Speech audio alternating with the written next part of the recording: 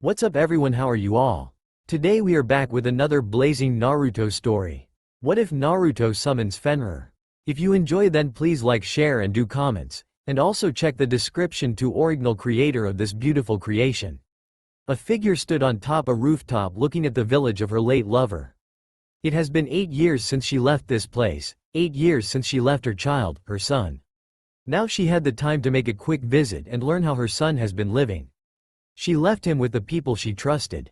She is a goddess but not the goddesses of this realm. No, she came from the Olympian realm. This is Artemis, goddess of the hunt, childbirth, moon and chastity, one of the Olympian gods. She had a very stressful day when she had finished hunting with her hunters, and with the constant bickering of her twin Apollo, god of the sun, and her annoying rival, Aphrodite, goddess of love, insisting that she has to find someone. She got mad and let's just say that they'd never pressure Artemis again. So she decided to take a vacation at the elemental nations where she met her lover. It was an unusual meeting. She was wandering around the forest since the elemental nations felt much more clean in her realm. She encountered a group of bandits thinking that she was common civilian. She was about to reach for her bow when there were multiple flashes of yellow and all the ground dropped dead or unconscious while a man stood in between her and the group. He wore a blue long-sleeve shirt, over it was a green flak jacket. For the bottom was a dark blue pants taped at the end with a holster tied on his right thigh and a pouch on the back of his hip. Last was a white coat that reached half of his shin and with red flames licking at the bottom. His most distinctive feature was spiky blonde hair with 2 bangs framing his face and light blue eyes. This was Minato Namikaze, the Leaf's 4th Hokage and the Yellow Flash. At first she was surprised by his appearance but quickly turned into anger. She attacked him while he dodged and kept on saying that he didn't mean harm. He thought that she needed help, but from what he's been through he praised her that she had such abilities. He also took her back to his village so she wouldn't get ambushed again. She protested at first but then relented and thanked him, albeit reluctantly since she had deep hatred for males.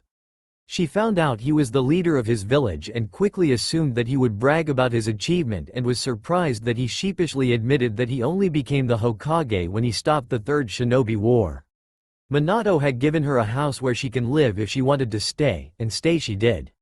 When walking around the village, she was immediately leered at by men while the women seethed in jealous about her looks. She had nearly killed a man when Minato arrived, stating that she was under his protection and no one will approach her if they valued their lives. Of course she had been shocked and touched about.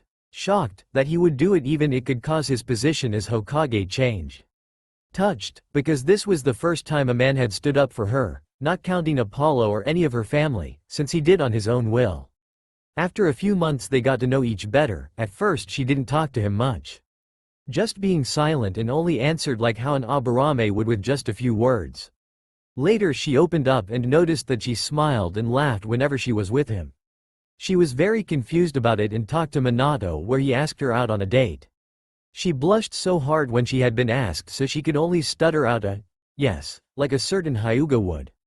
They went out, had a simple dinner at the top of the Hokage mountain and she loved every second of it. Soon she fell in love with Minato. She also learned that he was a demigod and was shocked to hear that she was not the only one who would have a child. She also told him who she really was, afraid that he would betray her trust but was glad that he didn't treat her like the others did. Though he would sometimes joke about it, calling her Lady Artemis or Milady. She stayed for a year meeting Minato's predecessor, the 3rd Hokage Sarutobi Hiruzen. His last and only student, Kakashi Hitaki. His previous girlfriend, Kushina Uzumaki. When she learned that Kushina was his previous girlfriend she immediately asked what did he do and threatened to cut off what made him a man. Luckily, Kushina explained that had been going out in 2 years before and things didn't work out with them so they decided to break up but still remained as friends and both women considered each other as sisters and both got along. It always scares Minato that both would smile that scary sweet smile. Then a month came, she learned she was pregnant. She was first confused at how to approach this situation but when she saw her child at the monitor screen, she decided that she would love her child unconditionally, even if her child would be a boy. She also would do it the old-fashioned way, like mortals would do.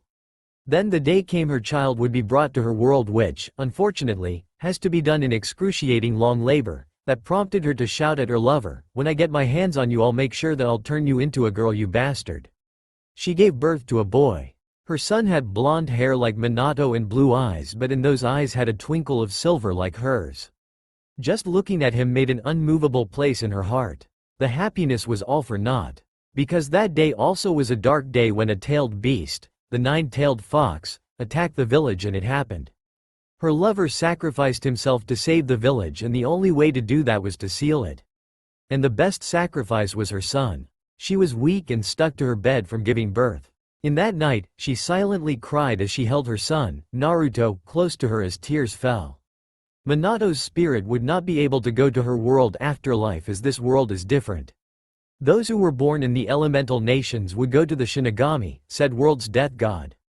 Add the fact that her son is now that the Jinchuriki of a great beast that rivals, or greater than Typhoon, the bane of Olympians.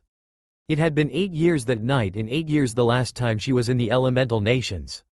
8 years that her lover died, and 8 years she had made heartbreaking decision. The day she left her precious son. She was an Olympian, and all demigods must be left with their mortal parents. Her lover and friend Kushina had died, so her son wouldn't have a parent to look up to. She wanted to take him, but her father, Zeus the king of Olympians, the only other one knew of her son, forced her to return to their world. Before she left, Zeus gave her an hour to say goodbye as an act of kindness, something she was grateful for. She spent the hour with her son and hugged him tightly to her chest as she rocked him to sleep. Once it was time, she gave her son to the people she felt she could trust. Hiruzen Sarutobi, the third Hokage, Kakashi Hitaki, her late lover's student, Jiraiya the Toad Sage, her lover's mentor. They promised that he would be safe and looked after. After kissing her son and muttering a goodbye, she handed him over and vanished. Not to be seen again in the elemental nations. But now she came back just to see her son has been, hoping that he turned out to be like his father and would be one of the male or only male she would care about. She was interrupted when a mob ran down a corner chasing something. Getting a bit curious and a sense of dread bubbled in her stomach, she followed the mob. She landed at a roof and found them by an alley throwing things from broken bottles to kunais. She followed the trajectory of where the objects were aimed, and the sight made her eyes widen in horror and her blood run cold. The mob were beating up a child who looked no older than 8. The child had blonde hair, blue eyes with a twinkle of silver in them, and 6 birthmarks, whisker-like, 3 on each cheek. She knew the child from the first time she saw him. They were beating up her Naruto. Her son. She clenched her fist in anger. Her body shook in motherly rage as wisps of silver began sparking around her body. While that was happening, she unknowingly affected the moon. The silver-gray moon bled red as wind picked up and turned into a strong breeze. The mob noticed this and whispered among themselves. "What's happening to the moon? What's going on? The Kyuubi. It must be doing it." One exclaimed. "So that's why they think that my baby is the Kyuubi," she thought. Then she saw one of the ninja in the mob, a Chunin, took out a kunai and rushed towards her son, intending to kill him. Her instincts as a mother kicked in and jumped in between, catching the Chunin by the throat and threw him back at the crowd. The mob cried in rage, telling who she is and is she a demon lover. In a hushed voice that commanded power and filled with rage she spoke. "Get away from my son." Then all hell broke loose. Earlier with Naruto. Naruto had finished eating his dinner at the ramen stand and thought about the pranks he did today. He pranked the stores who threw him out of the shops. He put paint bombs in them via seals, and by the time everyone found the bomb, it exploded, covering everything in neon or dark colors. He also stole a few scrolls and a few kunai or shuriken from shinobis that passed by him, and lastly he had painted the Hokage monument on broad daylight with an orange kill me jumpsuit. It was a shame really, shinobi's things were stolen by a mere academy student. The Hokage would have a hard time either in being proud at his surrogate grandson or be ashamed at how lenient his shinobi had gotten. Now, he's walking to his apartment. Okay, you might be wondering why that a kid like him would be living on his own. Well, to put it simply is that the orphanage kicked him out when he was at the age of 4 and lived in the streets for 6 months before the Hokage found him. The Hokage then gave him an apartment at the red light district so he wouldn't be beaten by the villagers. The people in the red light district didn't do anything to him and vice versa. They actually tried to help from time to time when he needed food or clothes. He also has this feeling that someone was watching from afar. At first he thought someone was stalking him or spying on him, but the feeling was more of a content feeling. It was like how his guards watch him, but this was more filled with emotion, caring and loving. It was the same thing when he would watch the night sky. He can feel someone up in the sky would smile down at him, and it made him feel warm in the inside. Back to Naruto, he turned around a corner and met a fist to the face. He stumbled back holding his nose. Looking up, he saw a mob carrying broken bottles, kunais, clubs, in their hands ready to beat him up. He mentally cursed that he forgot about the villagers. During his birthday the village would throw a festival to celebrate the defeat of the Kyuubi, and they would secretly form a mob, as they call it, fox hunting, and try to beat him up or unintentionally kill him. Not that they would mind it, since they'd be glad if he did die. After that, they would leave him bleeding to death before the Anbu that guards him would bring him to the hospital. He really wished that his surrogate siblings would be able to help him, but the council knew that his guards didn't see him as the demon, whatever that means. So they would try to send them to long-term missions whenever the chance they have would appear. Now he ran like hell around the village, trying to avoid and lose mob as they throw things at him. His clothes were now in tatters and he was slightly bleeding from the cuts he gained from the things that were thrown. He ducked under a bunch of crates and turned left and met a dead end. He turned around to escape but stopped as the mob came into view. A ninja and probably Chunin, addressed to them, "Come on people, let's finish what the fourth started." He got a roar in approval as they started to beat the life out of Naruto. Said child just stayed still, not even shedding a tear as he took it. He got punched, kicked, stabbed, burned and electrocuted by fire and lightning jutsus. He just winced or grunted the entire time, since he learned that whenever he begged to stop, they just beat him up more than normal, so he just took it. After an hour of beating, he sat there in his own pool of blood, with cuts, burn and dirt. His clothes were just rags by now. The mob admired their work and noticed the moon was blood red and the wind around them started to pick up. They murmured among themselves. "What's happening to the moon? What's going on? It must be the Kyuubi doing it."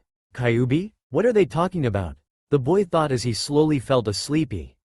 He then heard crash and a thud. He then heard a voice. A voice he longed to hear. "Get away from my son." Before he blacked out. Mindscape. Drip. He heard a sound. Drip. Like a drop of water? Drip. He felt his body touching water, but he was not even wet. Azure eyes snapped open as he sat up and hastily, looking around. He saw that he was in some kind of sewer. Great, they first beat me up for no apparent reason, then they threw me into a sewer. What's next? A biju going to eat me? He asks himself. You would probably taste good for me, kid. I might even consider you my appetizer. A deep chilling voice sounded behind him. The blonde jolted upon hearing the voice. He spun around before he froze in disbelief and fear. There was a cage, a giant cage, with a paper in the center with the kanji of seal on it. Behind the cage were amused blood-red eyes with slits for pupils staring down at him. He stepped back and the darkness in the cage dimmed and revealed a giant fox with 9 tails swinging behind him in a bored manner. Kyuubi, the child breathed out. In response, the Kyuubi just gave a vulpine grin, showing his sharp canines. So my container knows who I am. At least you're not dumb like those villagers, it said. The boys breathed hitched in fright. Why did it say he was his container? Then it hit him like a pile of bricks. He remembered the words they said to him. They called him a demon, a monster. The ceiling tag and why the Kyuubi called him his container. He learned in class that in some villages had a biju they controlled to use. However, it was said that the biju is sealed into a person to use its tenant's powers. He was a Jinchuriki, so you connected the dots. Yes, you are a Jinchuriki, but the difference is that you are you and I am only sealed inside you. Honestly? I expected you to throw a tantrum like the kid you are, it mused. Naruto had a tick mark on his head. Yeah, well, it would have happened had I not been forced to grow up at a faster rate than normal kids, he retorted. The fox nodded his head, but the boy it saw it was nodding sadly. Yes. Kids your age should have not been forced to the life you are now. You were not treated the same way as my previous containers were. This caught Naruto's attention. The container tilted his head confused like a dog would do. Am I your second container then? The biju shook his head. No, you're my third container, kid. Who's the second then? I only know the first, Mito Uzumaki, the first Hokage's wife, and I think a member of the Uzumaki clan who were known for their amazing kenjutsu skills and the best in the art of fuinjutsu, he said. The fox just laid there listening, and he had to admit, he's impressed at the blonde's knowledge of the forgotten clan. The idiots in the village are more idiots than I thought. The kid knows his history, it's really a shame those fools lost a great treasure. Well, like the saying goes, one man's trash is another man's treasure, or is it fox now? Meh, the fox thought with a smirk. Anyway, my previous containers was Kushina Uzumaki, she died when I was extracted from her by a man in a spiral mask. I don't remember much, all I know when I got free I saw a red eye, then everything else was blurry. Then I find out that I was sealed in by the fourth. And before you ask, no, she's not your mother. She's was your godmother, the Biju said as he lowered his head so he can watch Naruto intently. Said boy was thinking why the fourth chose him. From the books he read about the fourth, yes, Naruto actually reads. He finds it a hobby and he is also curious just about everything. He knew the man was a noble man, and the pictures he saw, he noticed that he looked a lot like him. Just take away the whisker marks and add bangs and you have a chibi yondaime. Then his eyes widened in shock. His father was the yondaime, his idol, the one who sealed the kyuubi in him. So you now know who your father is?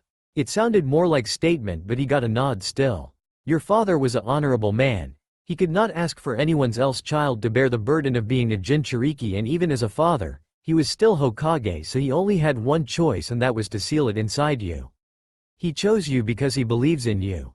The kyuubi explained. He let the information sink in for a while. The fox can see the understanding in the boy's eyes before his features softened, and for what it's worth, kid, for enduring such great pain, I'm sorry. Naruto looked up in surprise. He was not expecting that the great kyuubi no Kitsune would apologize to him. He gazed at the eyes of the Biju and can see only the truth, sadness and pity. Perhaps everything about the Biju about being a mindless creature was wrong. They were simply misunderstood, as we never tried to befriend one before, the blonde boy thought. He walks up to the fox going through the cage and stopped. The kyuubi, seeing Naruto walk up to him, closed his eyes. However, his eyes snapped open when he felt a hand on his snout. Looking down, he could see the azure-eyed boy had a smile on his face. Not the mask that he would put up in a happy-go-lucky facade. No, it was a genuine smile. I forgive you, kyuubi. This had the Biju's mouth open in disbelief. He forgave him when he was the reason why he was beaten on daily basis in his village. Kids at my age would probably run in fear from you, but I do not. I do not see the mindless beast as others say. I only see a misunderstood creature, who wants to be accepted, and I accept you. You are no longer the kyuubi no Kitsune. You are my companion, my conscience and my friend, Naruto said with a smile. The kyuubi was shocked. The boy accepted him and his respect for the boy had gone up. The boy didn't insult him the first time he saw him, only curious, and the boy acknowledges him as an equal, a friend. Then he saw something he thought he would never see again. His creator or his father, but merely a spectral figure of him. The sage of the six paths, Hagoromo Otsutsuki, standing behind the boy with small smile on his face with a hand on the boy's shoulder. The kyuubi's eyes widened slightly before letting a smile grace his vulpine face. Old man sage. I think I found the partner you have said to me before. I will not you down. Both you and the kit, the fox thought. It was then both felt Naruto beginning to wake up. You're about to wake up, kid. The blonde nodded as his feet started to fade. Yeah. Guess I'll talk to you soon. He paused. But do you have a name that I can call you? I don't want to call you kyuubi forever. He asked. Again the fox was surprised, but smiled nonetheless. It's Kurama, the now dubbed Kurama said with a smile. Naruto smiled as well. He gave a salute before fading completely, leaving a grateful and content kyuubi. Present time and outside the Mindscape. Hearing the words that came out of her mouth, the mob started to shout curses at the woman in front of them. The chunin she threw at another, got up and started to take out their kunais. You won't get the drop on us again, lady. Now why don't you just give yourself up to us? We promise we'll be gentle, the chunin said. She just scowled at them before her bow is in her hand, and as quick as lightning fired 2 arrows. It hit dead on, right between the eyes. They hit the ground dead. The civilians were shocked, stood frozen as they felt the anger and killing intent radiating off the woman.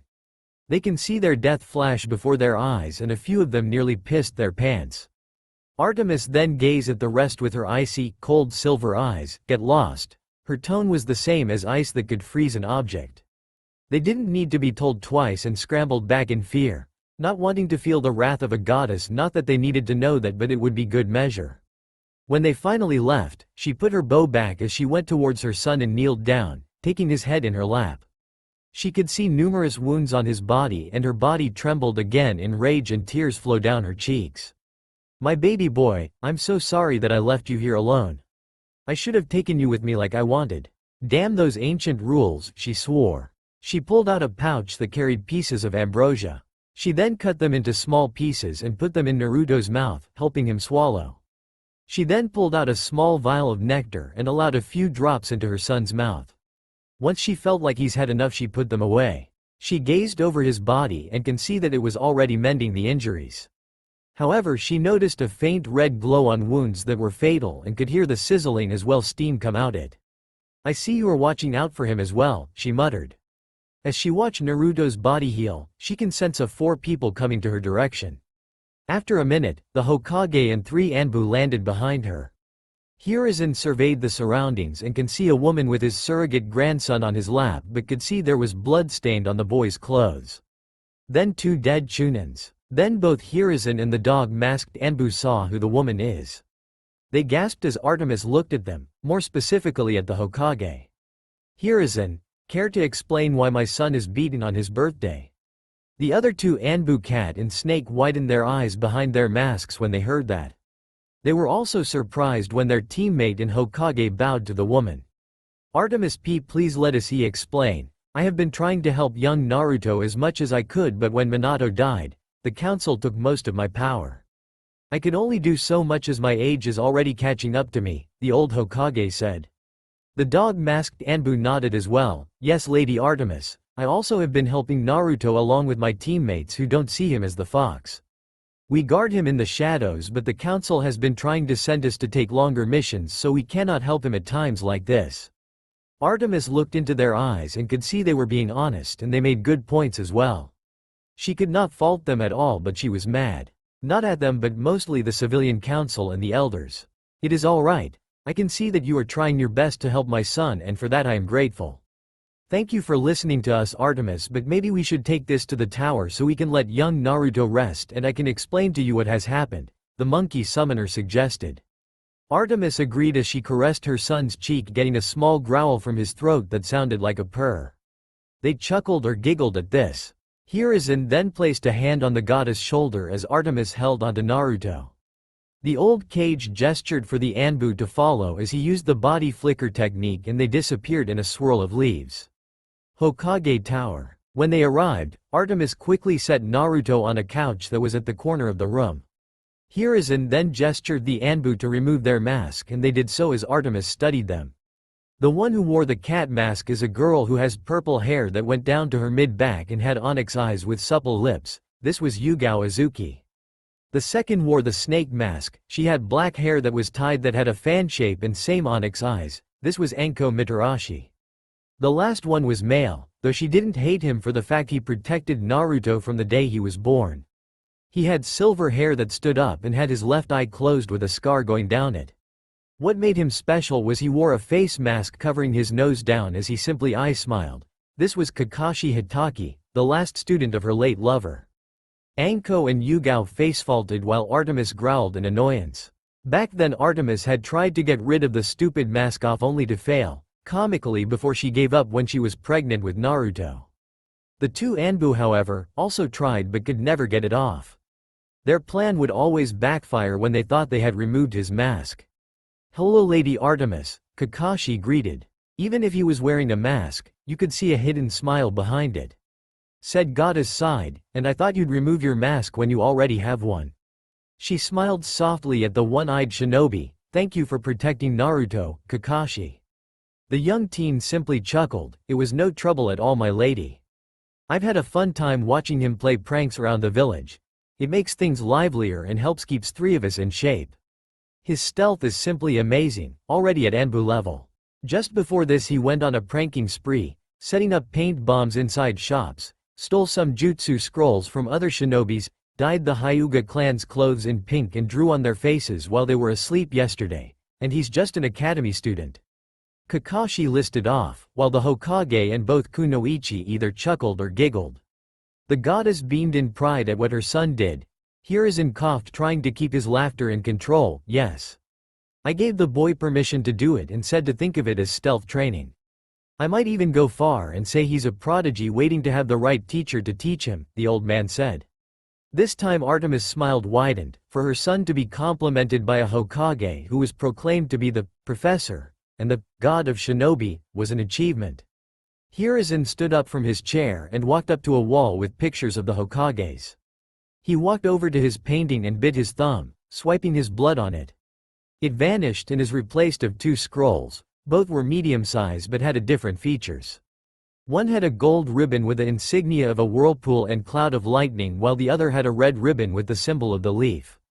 The three gathered shinobi gasped while Artemis looked confused. The monkey summoner handed the scrolls to the mother while she looked at both scrolls, still confused. Hiruzen, what's the other scroll, since I know the other one came from both Minato and Kushina, but what is it? She asked.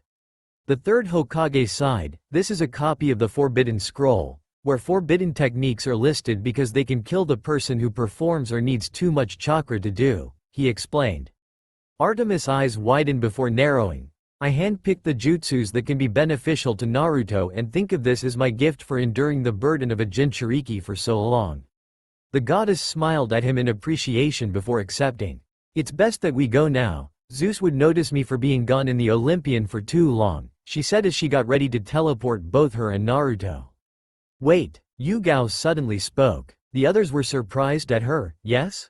The purple-hair girl pursed her lips before looking at the blonde boy with a soft smile. She then looked into the goddess' eyes.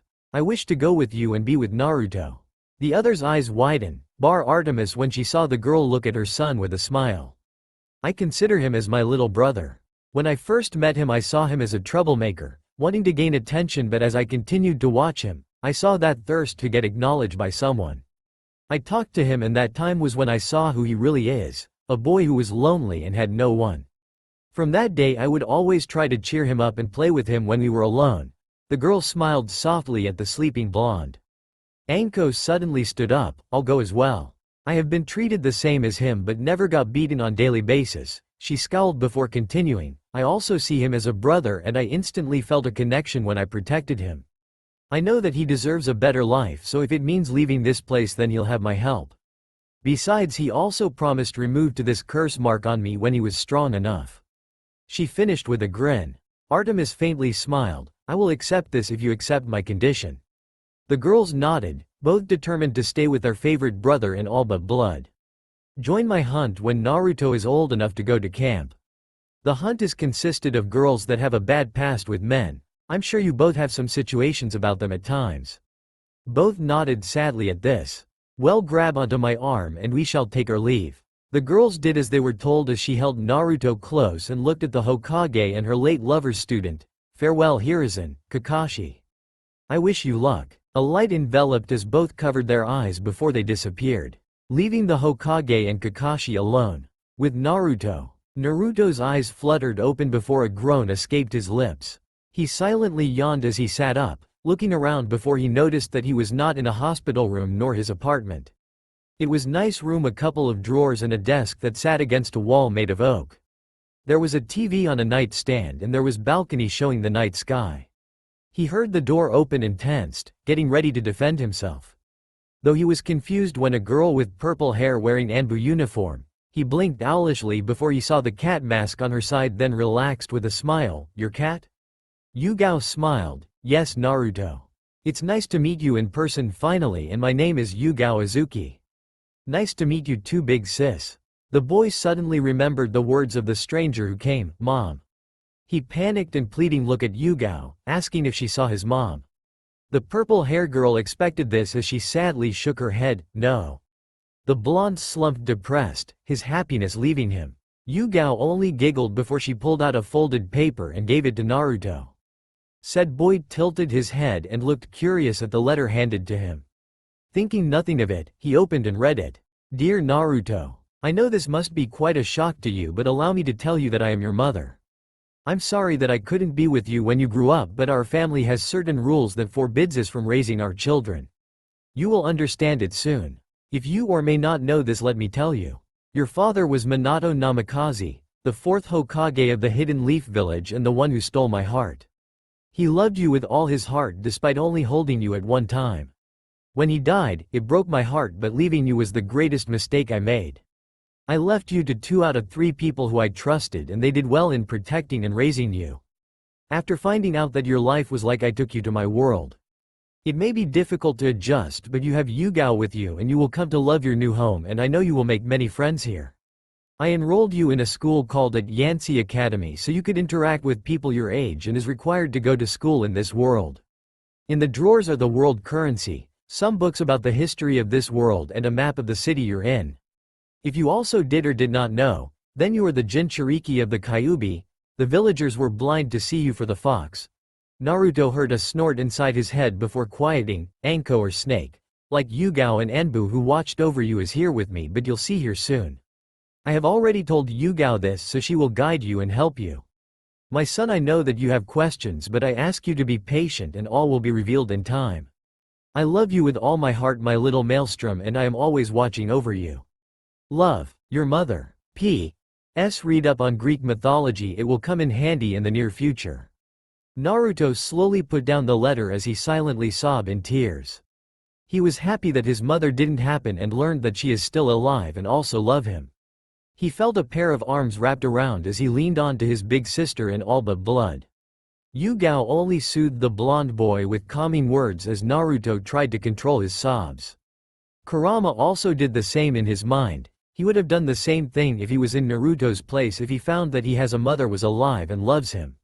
When the sobs died down into sniffles, Yugao looked down and was met with puffy red eyes but held a glint of joy in it. Her young charge stood up and walked towards the balcony. Taking a deep breath, he smiled as the moonlight shined at him. Naruto felt warm bathing under the moon's light and could feel his mother's arms around him as if she was hugging next to him. Said boy just looked up to the sky, arms spread apart before shouting, "Look out world, because Naruto Namikaze is going to take the world in a storm." Yugao giggled and shook her head, amused at her surrogate brother's antics, before joining him in the balcony. 6 years later, Naruto sat in a school bus by the window watching things move. Had been 6 years when both Naruto and Yugao arrived at a new world. During that time they had been learning about their new home. They were amazed just about everything. The technology was more advanced than theirs, giant buildings made up of glass, and the cars, which Naruto called magical wagon, the first time he saw it. Of course this made Yugao laugh at the embarrassed boy. She had always teased him whenever she can.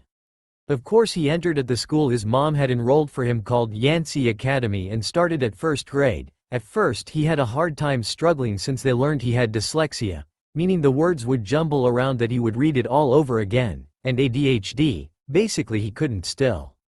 But that didn't stop the blonde from trying, so imagine Yugao's surprise and Naruto's joy when he got the highest grade the first time. Yugao was skeptical about Naruto's grade, but after the 2nd and 3rd year, she believes that Naruto was smart or just loves to study. When asked about it, the boy said it was a bit of both, and Yugao just shook her, either amused or how right the blonde was. His surrogate sister has been training him the first 4 years in taijutsu, genjutsu, ninjutsu, but self-studied in fuinjutsu. She was amazed at how fast Kurama's Jinchuriki could keep up with all the theories and history about jutsus. The 3rd Hokage was right, Naruto is truly a prodigy. What even amazed her was how quick Naruto learned in fuinjutsu. She had studied fuinjutsu before and all she knew was the theories to it. She couldn't even make a simple explosive tags. Genjutsu, they had thought he couldn't do a genjutsu because of his massive reserves, but when he casted the technique demonic illusion, tree-bind death technique, he had done it successfully. This confused both of them, even Kurama, who was trying to find out the reason why his container was able to do genjutsu so well. Ninjutsu? Well, let's just say Naruto had a smile that lit up like Christmas lights for 2 days. Flashback. The two were standing in clearing that serves as their training ground and is located at the back of their house. The former Anbu thought it was time that Naruto learned about his affinity so she could quickly train him and spar with him, only helping him in physical activities. Naruto stood in front of his sister in all but blood with a small smile on his face. "So big sis, what are we going to do today?" he asked. She offered her own smile before answering. Well, Naruto-kun, I think it's time to find out what is your affinity since we'll be starting your ninjutsu training tomorrow. The blonde's smile widened when he learned he'll learn ninjutsu tomorrow. Yugao pulled out a blank piece of paper and handed it to the blonde, who had a confused expression. That, Naruto-kun, is chakra paper made up of special trees that reacts to chakra. I had packed a few papers for this moment. Channel chakra into the paper, and if it rips you have wind, if it wrinkles means lightning, burns means fire, it turns soggy means water, and if it crumbles it means earth. Go ahead.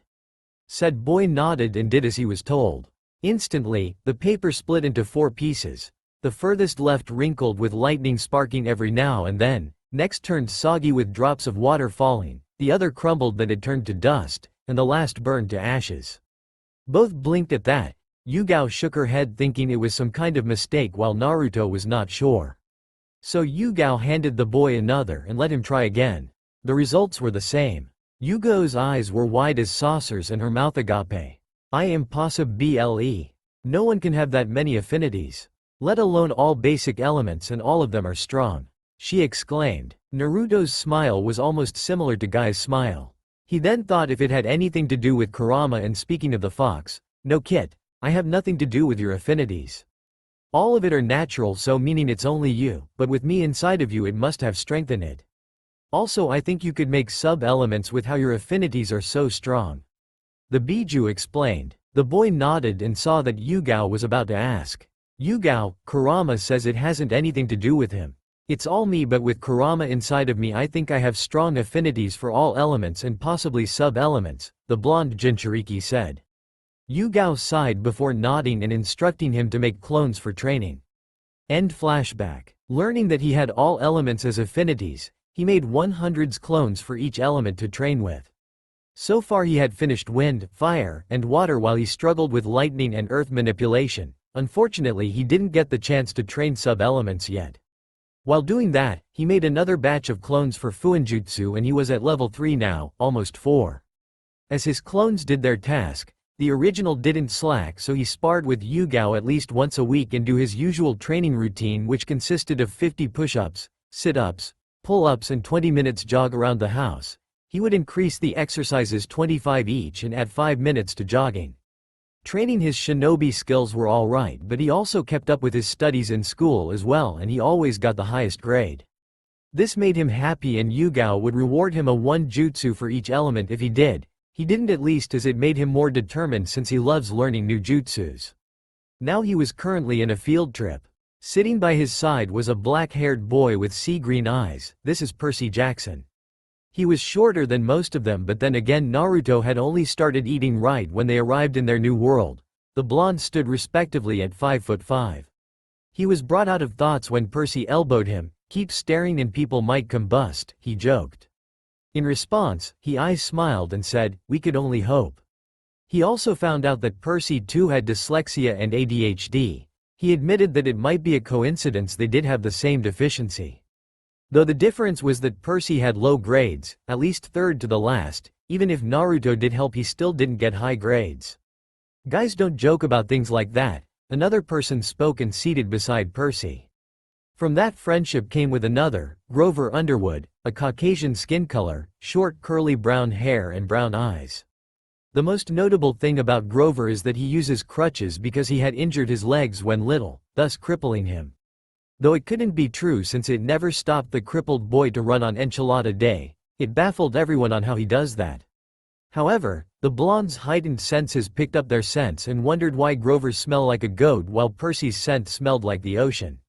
He shrugged it off thinking it was some kind of cologne. He shared a dorm with both of them and has been inseparable ever since then.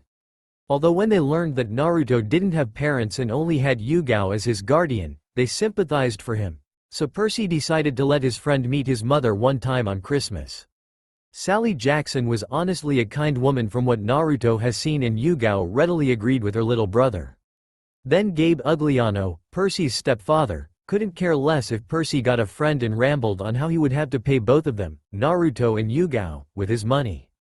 Yugao had to be restrained by Percy and Sally and learned that even though she was quite beautiful she had strength, that was for sure, and it was all thanks to being a kunoichi. Not that they knew that. When Percy asked Grover, he said that he had his own plans and would see them after break. They didn't hear from them until they came back at Yancey Academy. The blonde found it odd about his friend's strange behavior but shrugged it. All of them had secrets and he was one of them. They were in a field trip heading towards the Metropolitan Museum of Art that was led by Mr. Brunner. Mr. Brunner was their Latin teacher, who was a middle-aged man with a scraggy, thinning brown hair and beard and was seated to a wheelchair and always wore a tweed jacket. Despite his look, he was Percy's favorite teacher. He always tells interesting stories and would sometimes tell a joke to liven up the class. Some days Mr. Brunner would bring a set of Greek armor and weapons. Because of this, it's one of the classes that Percy doesn't sleep on. However, Naruto kept his guard up around the man. He just came in one day and took over and took an interest on both of them. At first it was only Percy, but after a few days he also took an interest in him, whether it was his high grades or the mysterious aura that Naruto had. On his side was Percy. He wore a simple light gray shirt with a dark blue jacket over it and dark blue jeans with brown Converse shoes. Grover wore light blue shirt and a red jacket over it, for the bottom baggy khaki pants with black boots. Naruto was the oddball of the trio. He wore a gray long sleeves shirt with a picture of a moon with a wolf howling. Underneath it had a motto that said, Alpha Wolf. For the bottom he wore a black fitting pants and light blue Nike shoes with tints of orange. What made him the oddball was the face mask. The face mask was like Kakashi's, but it was black instead of dark blue. Not only Naruto was well known in school of his grade but also because of his mysterious behavior. This got unwanted attention from what Yugao said is to be the bane of all kunoichis and shinobi's greatest fear. Fangirls. He had gotten fangirls in his first grade cause. When he was asked why he wore a face mask, he said he has scars he had gotten as a kid that he doesn't like to show, that it'll cause problems. Technically he wasn't lying, since before he wore the mask other girls would try to fight over him, and it was all thanks to his whisker marks. That, and he wanted to honor his brother, Kakashi, since he learned that he was his father's last student and he always wore a mask like he does now. The blonde Namikaze heard a snicker and looked to his left and saw a red-haired girl throwing wads of peanut butter. Nancy Bobofit was a horrible example of a girl, or what Percy would call her, the class female dog. She was always nice whenever the teacher is looking at her, but the moment the teacher turned their back she quickly turned into a class bully, and would always target Grover when she gets the chance. Naruto wouldn't get targeted since they thought that Nancy, even though she can be bad, she's still a girl at heart, has a crush on their friend, and they would sometimes see her blush when Naruto turns his back on her. Percy also wouldn't get targeted because he'd fight back or the blonde would stop it, so that left Grover as Nancy's target. I'm gonna kill her, he heard Percy grumble. Naruto too wanted to stop the girl, but he would only use words since it always worked when he does it. The reason why is that the last time someone bullied Grover, they found themselves suspended by their underwear on the flag pole with the national anthem playing at the background. Percy and Grover knew that their blonde friend did it, but for the life of them they just couldn't prove it was him.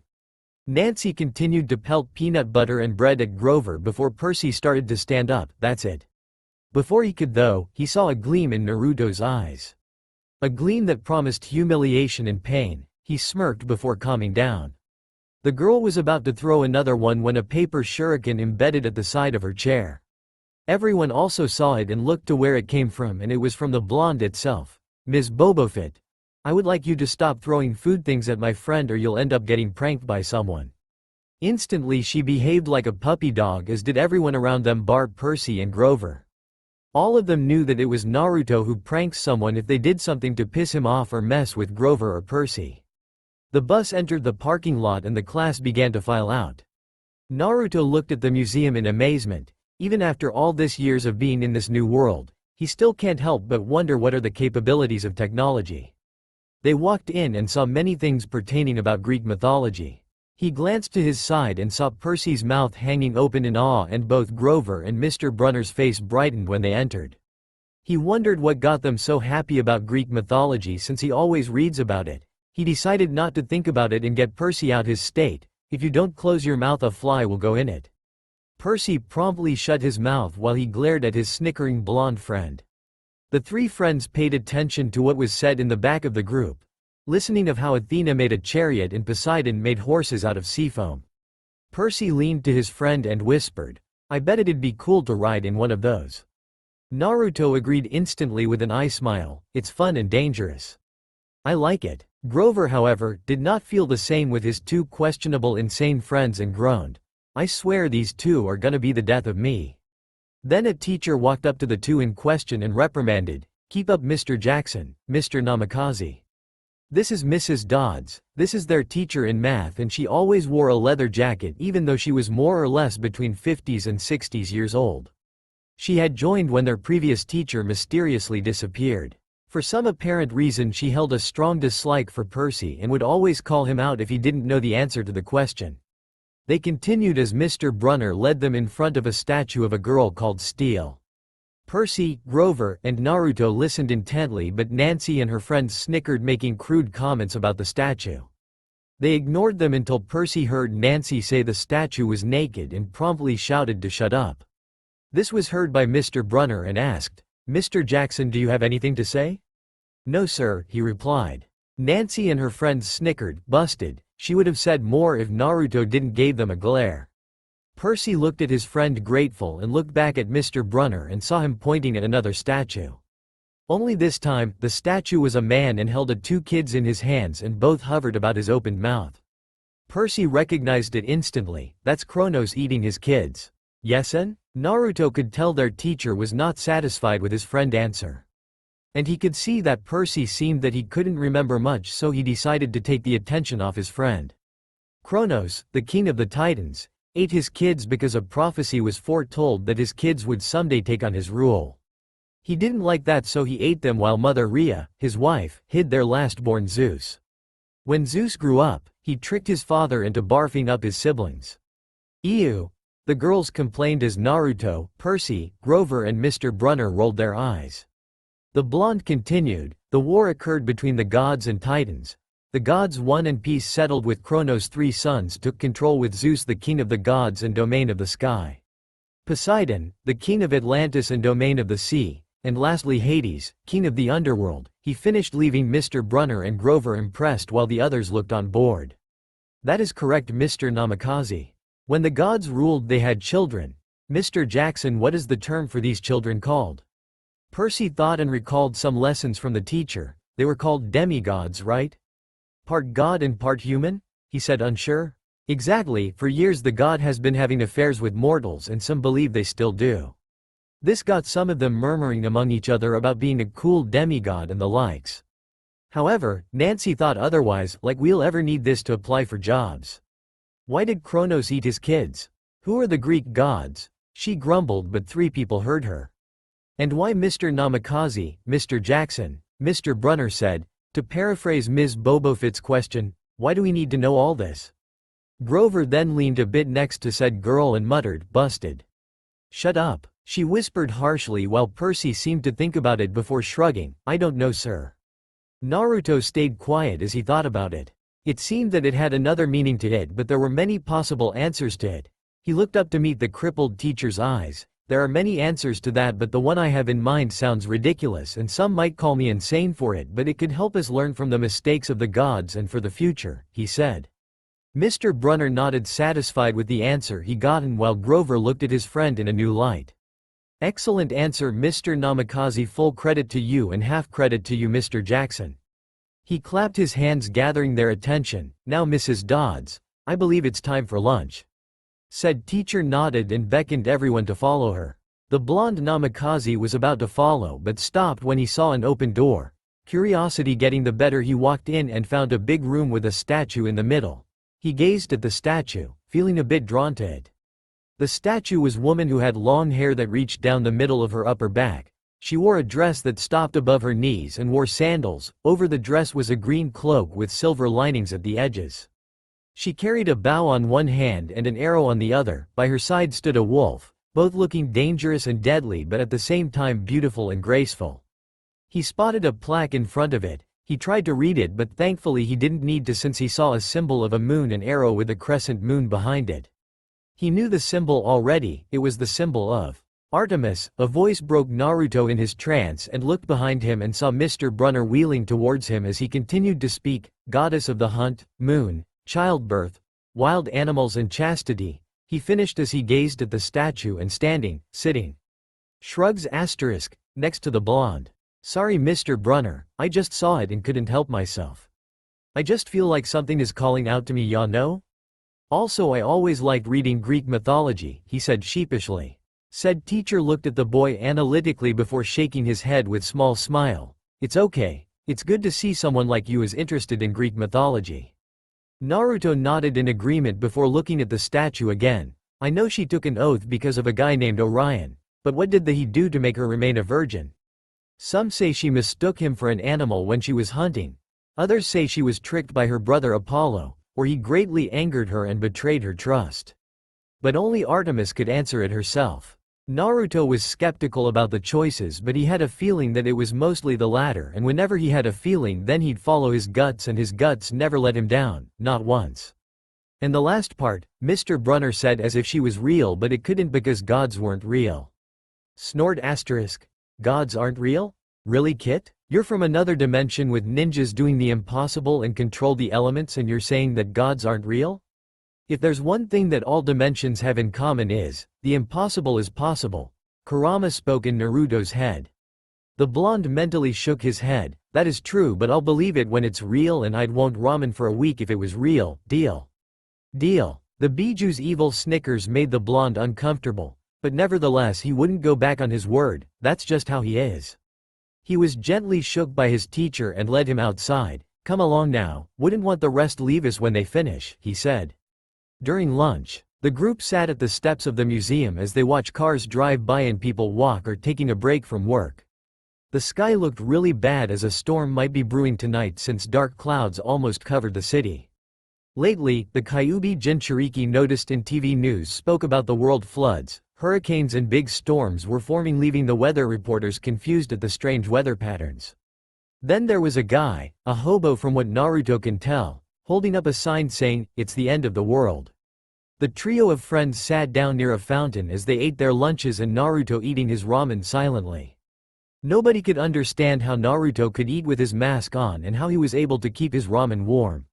Said blonde just sighed in a bliss with a mischievous grin. Ah, the wonders of genjutsu and storage seals. Kurama found it amusing since his cantainer's personality irked people who knew him and had tried multiple times to get the damn mask off, and Naruto was sure he would sometimes found a figure of his old protector dog giving him a thumbs up with his Anbu mask off while eyes smiling at him. Grover turned to Percy and asked, "So you got detention?" "Nah," the brunette replied, "not from Mr. Brunner. I just wish he would cut me some slack. I mean, I'm not a genius like Naruto. Definitely not like me." Naruto chuckled when Percy lightly punched his shoulder. Grover shrugged. "Okay, could I have your apple?" This caused Naruto chuckle again as Percy gave the apple to his friend. Naruto turned to his right and saw some boys pelting pigeons with pieces of bread. "I swear boys are dumb," he muttered. He was about to eat again but realized what he said. Why did say that?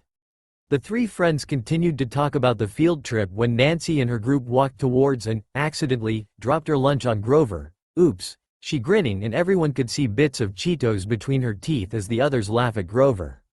Percy growled and tried to stand up but was pulled down by Naruto. "Don't. You'll only get yourself in trouble and make it worse. Don't worry, they'll get what's coming to them." He made his point when he glared at them and they all shivered, knowing they're in for it now. Percy seemed to calm down slightly but still could not help glare at Nancy as they helped Grover clean himself up. Then something unexpected happened. Nancy somehow got into the fountain with a loud splash, gaining people's attention around them as well, the teachers including Mrs. Dodds, with said teacher going over to pull the girl out. "Mrs. Dodds, Percy pushed me," Nancy cried out, but Percy and Naruto were not listening. Both were trying to comprehend what happened. Percy was trying to think of an excuse and why he always gets blamed, but the blonde Jinchuriki was trying to think of what happened. When he was about to turn away from Nancy, he caught sight of a tentacle made of water and pulled her in the fountain. Mrs. Dodds turned to Percy when she had fished Nancy out. "Mr. Jackson, come with me now," she said. Naruto broke of his thoughts and looked on at the scene. Again, unexpectedly something happened, and that was Grover standing up fidgety without his crutches. "No, wait. It was me, I pushed her." Percy was a little stunned that Grover would stand up for him while Naruto looked at his friend strangely. "He's hiding something." He keeps on fidgeting and is getting sweaty, and with my enhanced hearing I can hear his heart beating rapidly and his breathing is starting to quicken, the blonde thought. It seemed she didn't believe him. No. You. Stay. Here, she nearly snarled. No one noticed it except Naruto. And he caught distortions around the teacher and a scent hit his nose. It smelled something rotten and extremely awful that it made Kurama cover his nose since their senses was connected. Grover gulped and sit down as Percy looked up from his thoughts and saw Mrs. Dodds waiting by the entrance. She pointed inside and he followed her as Naruto narrowed his eyes at this. He turned to his friend and saw him whimpering, and that made him raise a brow at him. Haha, your friend is such a wimp kid. The fox snickered. The container merely rolled his eyes at his tenant and stood up. Hey Grover, I'm gonna go to the bathroom, so see ya. He made his way back to the museum as Grover nervously looked between Mr. Brunner and at the entrance. With Naruto. Naruto made his way around trying to find Percy went to, but he couldn't find his friend. Seriously, where the heck did Percy go? Then a thought entered his mind as he slapped his head in realization. Why didn't I think about finding him through scent? He sniffed around but heard a scream. Well, I think I know where he is now, he said to himself with a sweat drop. He went towards where it came from and turned into a corner before bumping into someone. Both fell down and looked at who they bumped into. Percy? Naruto. Come on, get up, she's coming. The brunette jumped to his feet and attempted to drag his friend, only for Naruto stuck to the ground with chakra and pulled Percy back. Who's coming? What the hell are yo? Where is it? A deep scratchy voice called. Both turned as a figure appeared above them. It had gray wrinkly body, its eyes were black as coal with sharp claws and leathery bat-like wings on its back. What the heck is that? Kurama, any ideas? Thought of a slightly panicked Naruto as he tensed his body to prepare for a fight. Said Biju sat up and looked through the blonde's eyes and knew it was time to be serious. No. I have never seen something like this before, but I think it belongs in this dimension. Naruto nodded at that and looked to see it about to take a swipe at them.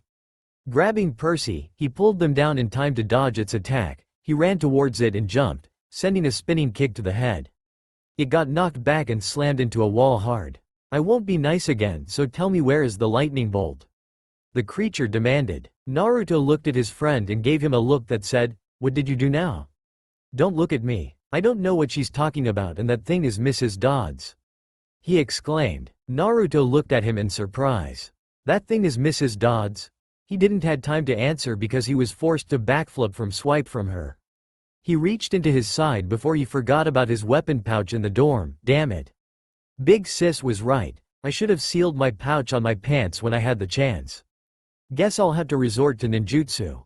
If you do that, then you're going to answer some questions from your friend, Kurama added. At this, Naruto sighed. I know that, you furball. Now shut up and let me concentrate before you get both of us killed. Kurama snorted and went silent. The blonde took this as an initiative as he turned to the brunette. Percy. What I'm about to do and you to see, you must not let anyone know this. Do I make myself clear? He said seriously. What? N Naruto, what AR? Do I make myself clear? This time he added a bit of killing intent, just to show how serious this is. Percy shivered when he felt the air get cold and just nodded.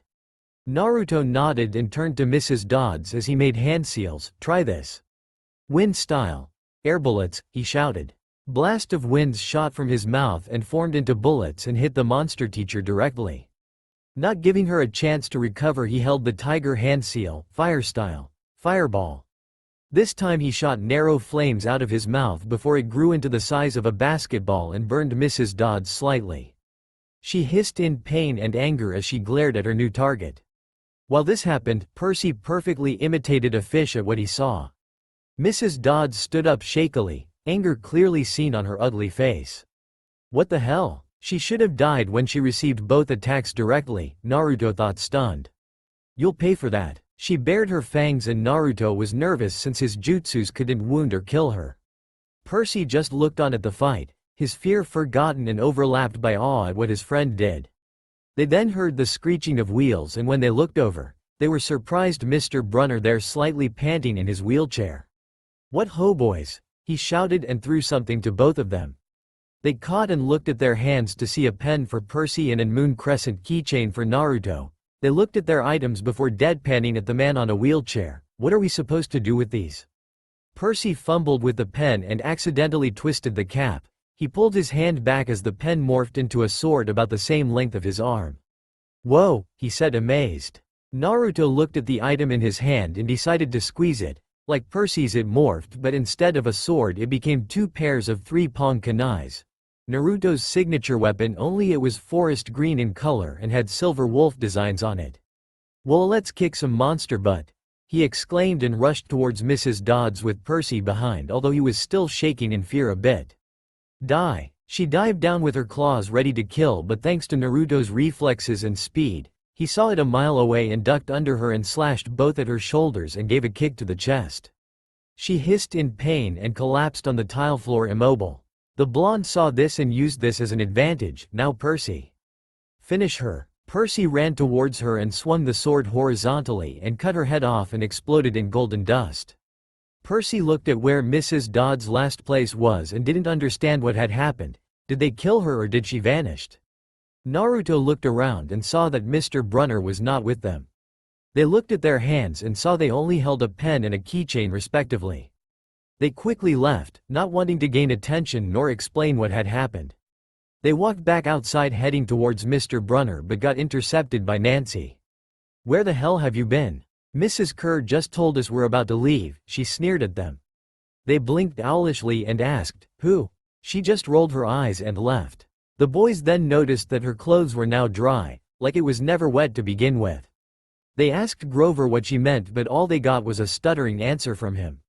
They knew he was lying, so went to where they could possibly get it.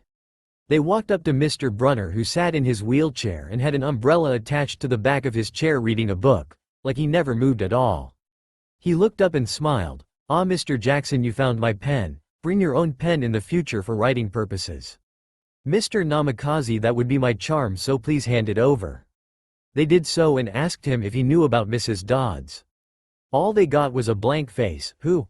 Naruto looked at Mr. Brunner's eyes and caught the sign of lying a moment before it quickly went away.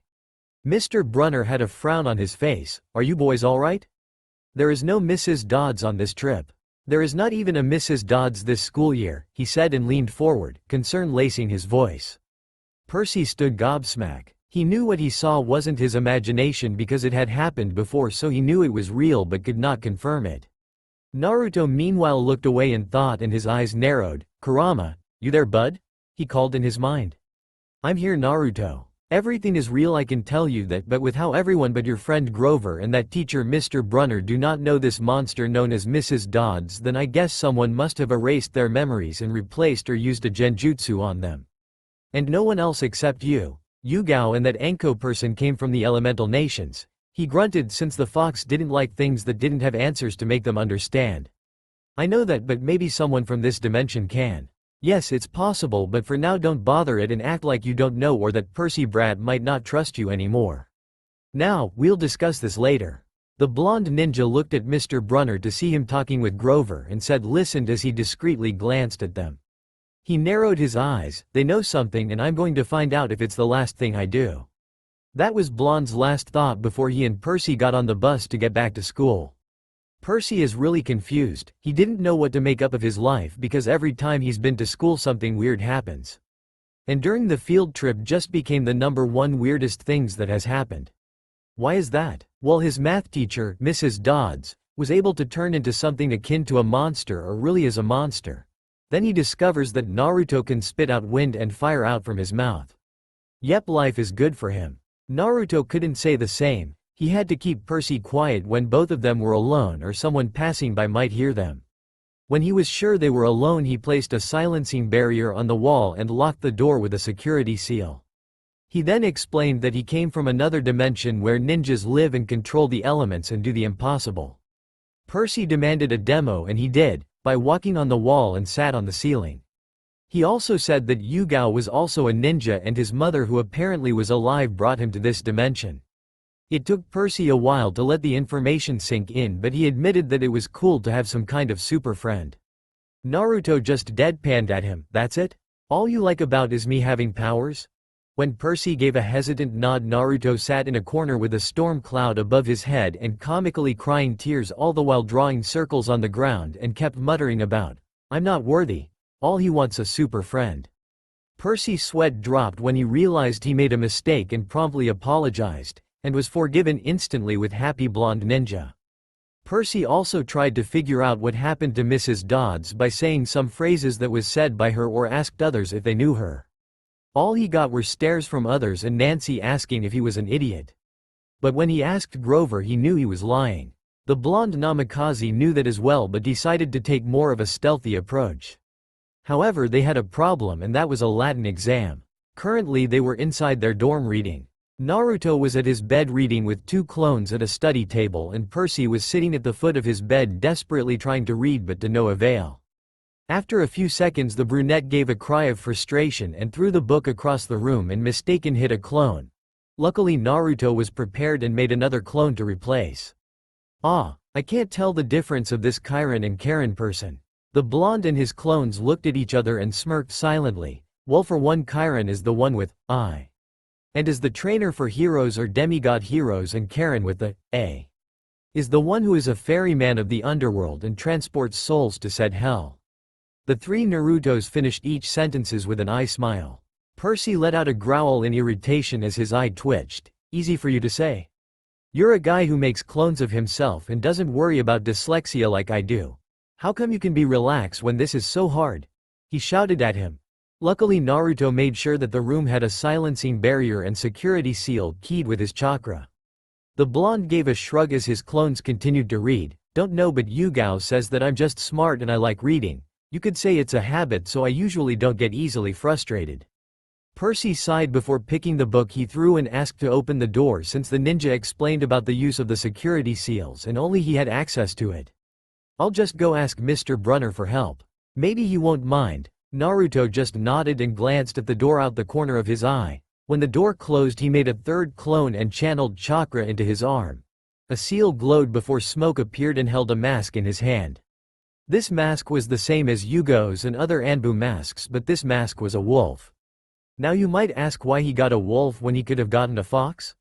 Well, he had gotten something in the scroll his dad left him. Flashback. An 11-year-old Naruto panted as he lied in the ground staring at the sky with his eyes closed. His face mask was lowered, he wore a blue muscle shirt, black Anbu pants and black ninja sandals. He also wore blue fingerless gloves and had white bandages around his arms. In his hands held a wooden ninjutsu. He was covered in bruises and dirt after from a spar with Yugao. Said former Anbu stood above his frame and was breathing slightly. She too had bruises, but it was less than her charge, and she wore the standard Anbu attire bar the mask. She had a smile on her face as she looked at the panting Jinchuriki. Not bad Naruto, but you still have a long way to defeat me.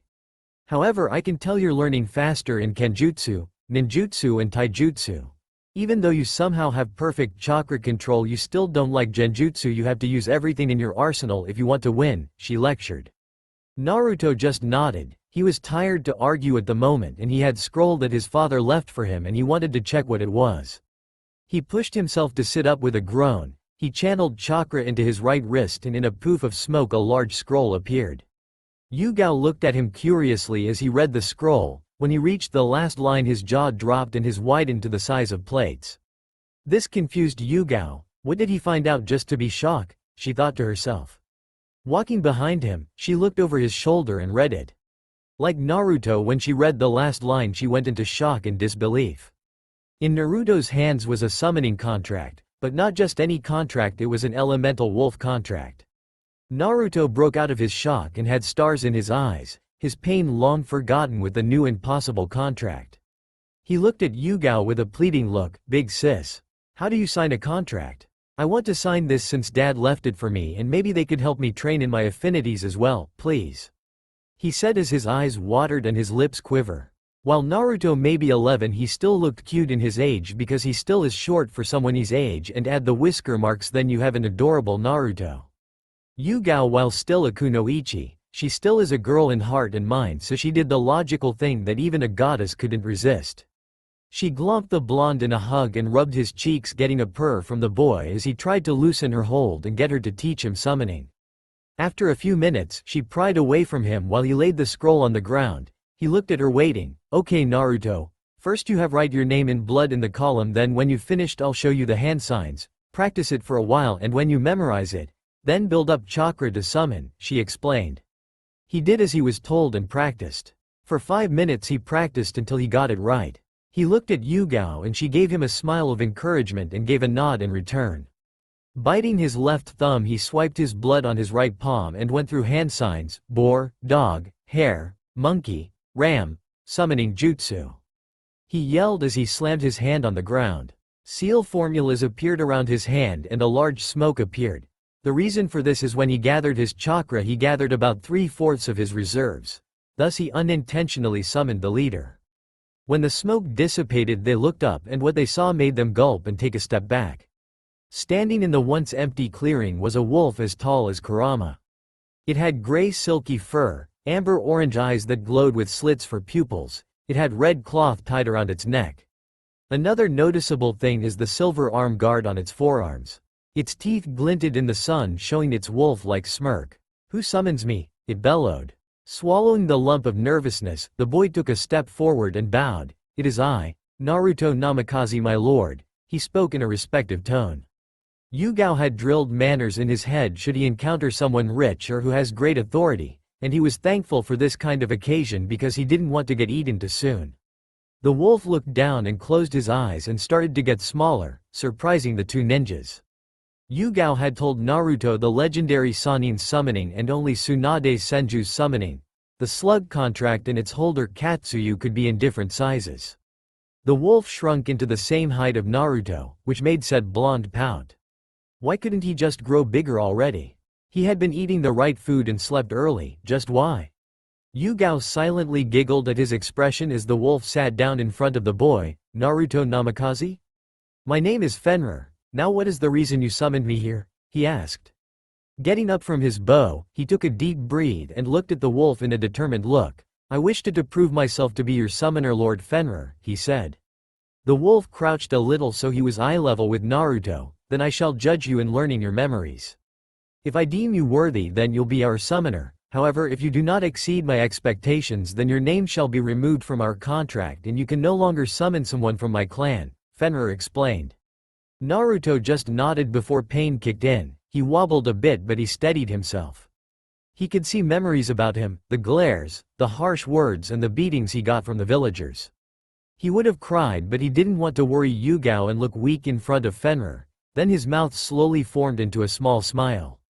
Another set of memories played but this time it was the good things he received from the people, the third Hokage, his surrogate siblings, the ramen stand family, Kurama and lastly his mom.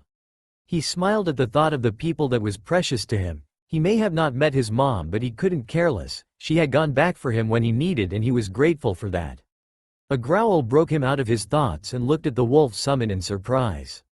What did the wolf think about him now that he knew about his past? The wolf however sensed his nervousness and his eyes dilated. "Do not fear me young pup. I know what you hold inside and I do not judge you for it. I only see a boy with great potential to do great things. However there is one more thing I wish to know," he said making Naruto sigh in relief. Fenrir looked at him directly in the eye. "If you were to have the elemental wolf's support and strength at your disposal, what would you do with it?" he asked.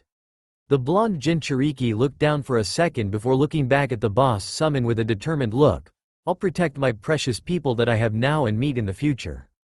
I will not abandon when they need me the most and I'll show them that my strength is theirs as well." Fenrir blinked in surprise before he grinned. He liked the boy. He was like Wolf when talking about the people he loves the most as he protects and works with his own pack. Then Naruto Namikaze, I Fenrir, leader of the elemental wolf clan, accept you as our summoner, he boomed. He looked back at the smiling blonde and smiled himself. Now before I return to my home I shall tell you that your personal summon will be my son, Arashi.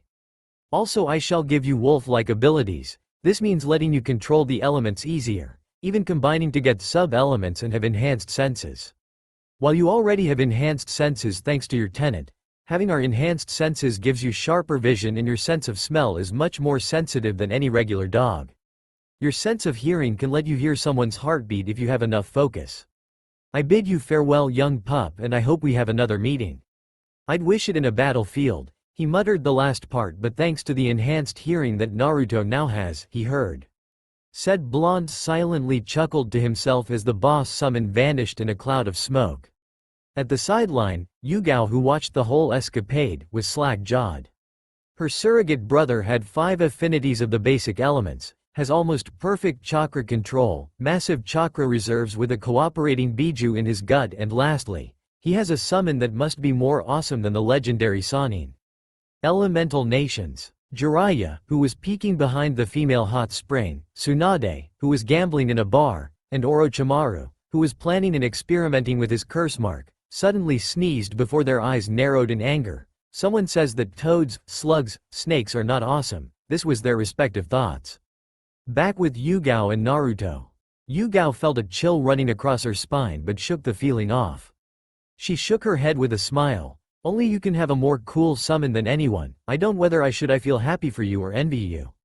But still it's cool nonetheless. He looked at her with a smile. I'm just plain awesome like that.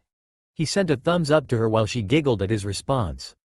Alright, let's get back to our spar now. Naruto saw a glint in her eyes when she said that and shivered. End flashback. Naruto weaved through hand seals and a poof of smoke. His hair turned black and was shoulder length. He pulled out a scroll from his bag and laid it on his bed, channeling chakra into it, a set of Anbu clothes. He put them on swiftly under 1 minute and went out of the room. He locked it and quickly made his way towards Mr. Brunner's room. He arrived in a few minutes and saw that Percy was there as well. He swiftly hid in the shadows to avoid detection. Percy reached for the doorknob but stopped when he heard a voice, worried about Percy and Naruto, sir. He froze before he leaned in to listen clearly. I mean a kindly one in school. Now for sure we know that they're. Patience, Grover, we'll only make it worse. We need Percy to mature more, but as for Naruto, he is a strange one. He seems different from the rest, bar his personality of course. He chuckled softly at the end. Naruto's sweat dropped from the shadows and had a small tick on behind his head. Inside his head Kurama was laughing hysterically and causing a headache to the blonde. But sir, they may not have much time left. The summer solstice will have to be resolved without them, Grover. Let them enjoy their ignorance for now and keep Naruto in dark with him. Sir, they saw her. Their imagination, Mr. Brunner insisted. The mist over the students and staff will be enough to convince them. Naruto narrowed his eyes behind his mask and thought, mist? Is it some kind of illusion technique that makes false surroundings? Or implant false memories to the subject? Sir, they've been asking questions and I don't think I can lie to them anymore. You have to, Grover. Yes, it's hard to that they've become your friends during your time here, but understand it is for them to be safe. It was silent for a few seconds before Percy heard Grover, sir. I can't fail my duties again. His voice choked on emotions. You know what it would mean. You haven't failed your duties, Grover. Mr. Brunner spoke kindly. I should have seen her for who she was. For now, let's worry about keeping Percy and Naruto alive until fall. Thud. The book Percy was holding dropped as said boy had his eyes wide. He snapped out of his thoughts when he heard footsteps behind the door. Picking his book up, he ran straight back to his dorm. As for Naruto, he only narrowed his eyes and had doubt trusting both Mr. Brunner and Grover now. What is Grover's duties? Who is really Mr. Brunner? He filed those questions later and held a half-ram sign and whispered, body flicker technique. And he was gone in a vortex of wind. With Percy ran to his dorm quickly but quietly so he wouldn't wake others. He rounded on a corner, only to stop in a complete halt. His jaw slacked while his eyes bulged out of his sockets. I think I figured out why Naruto places security seals now and changes the locks every day. The weird thing is I expected this to happen when I first heard he was the most popular guy in this school, but seeing her do this. Yeah, not gonna talk about this again so soon. He thought, well, that's because in front of him were 5 girls holding various materials.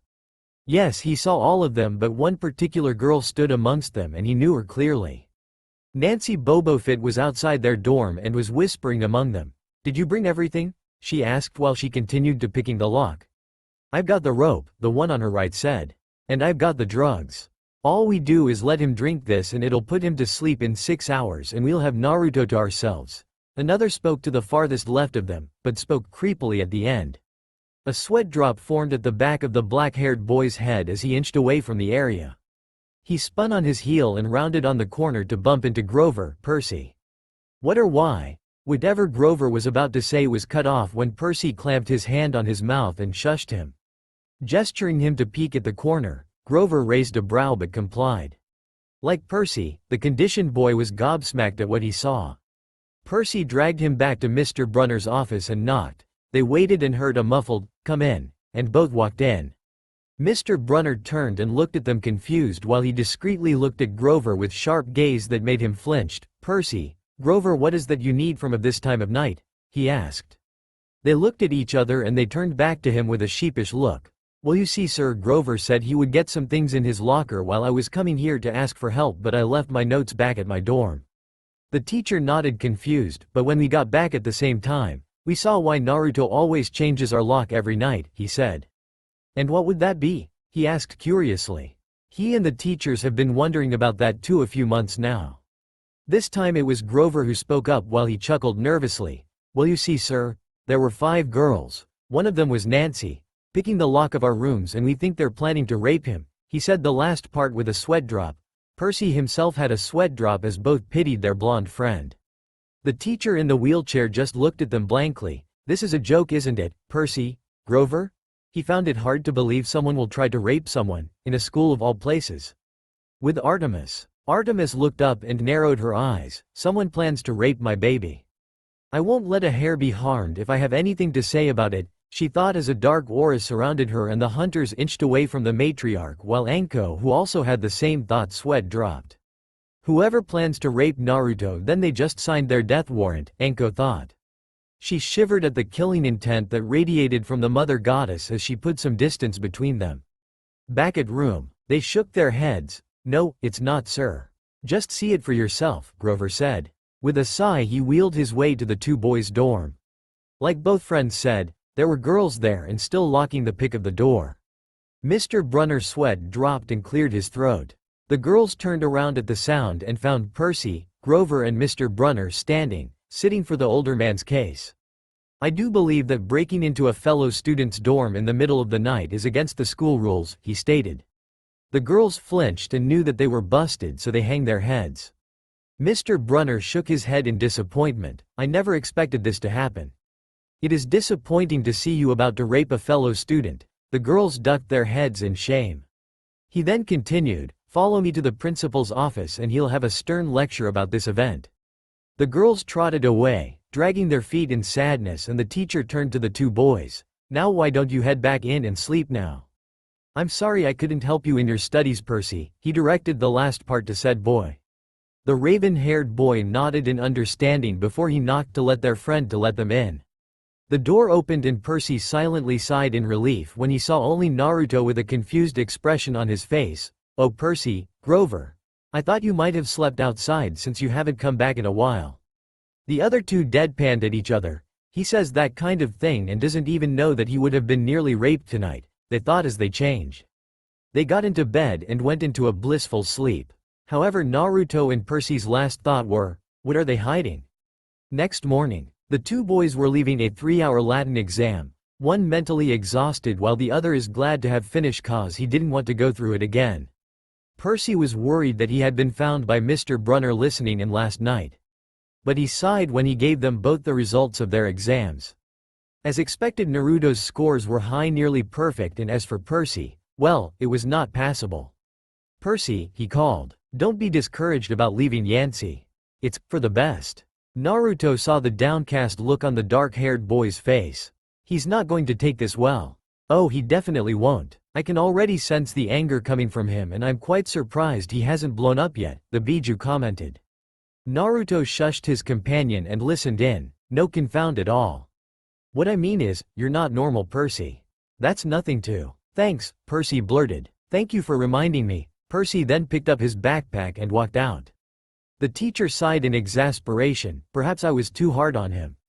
Naruto shook his head. "He just misunderstood, sir, and you only wanted what was best for him." "What teacher didn't want that for his student?" he continued. "Yes. What about you, Naruto? Will you join again next year?" Mr. Brunner asked. Naruto gave a shrug. "I don't know. Frankly, I might stop for a while or follow Percy, go where he goes and keep him out of trouble." This got the teacher to chuckle a bit. "I guess so. You're a good friend, Naruto. The world could need more people like you." The blonde heard a scoff in his head. He's loyal as a dog and needs to be trained, Kurama muttered, but he ignored it. I'm not that great, Mr. Brunner. Just wanted to stay with my friends. Anyway, I'll see y'all around, Mr. Brunner. Both gave a wave to each other as Naruto walked out and went to his where Percy went. Later on, the three friends sat on a bus as it made its way to the bus terminal with many other kids from their school on board. Naruto was going back to Yugo's apartment to talk about the event in the museum, and Percy had found out about their past. Though he feared what she would do to him cause the last time he did something reckless, Yugo had upped his training to torture level, and when he had finished he had been sore for days. Even with his healing factor he had trouble walking without a limp. Surprisingly, Grover was headed to New York like them and was on the same bus as well. Percy thought nothing of it and only a coincidence, but Naruto thought otherwise. Grover kept looking down at the aisle nervously. He fidgeted from time to time and was sweating like he was in a desert. Percy noticed this as well, and both thought that their crippled friend expected something to happen. What's got him so nervous? Percy asked. He got a shrug from the masked blonde. You ask him, I'm going to take a nap. Wake me up when we arrive, Naruto said. He then turned around a bit to get comfortable and closed his eyes. 5 seconds gone and he was out like a light. Mindscape. Naruto opened his eyes to see a green hill, a forest surrounding it with big trees. There was a lake at the side of the hill and a cave. He had changed his mindscape about a year when he and Yugo arrived in New York.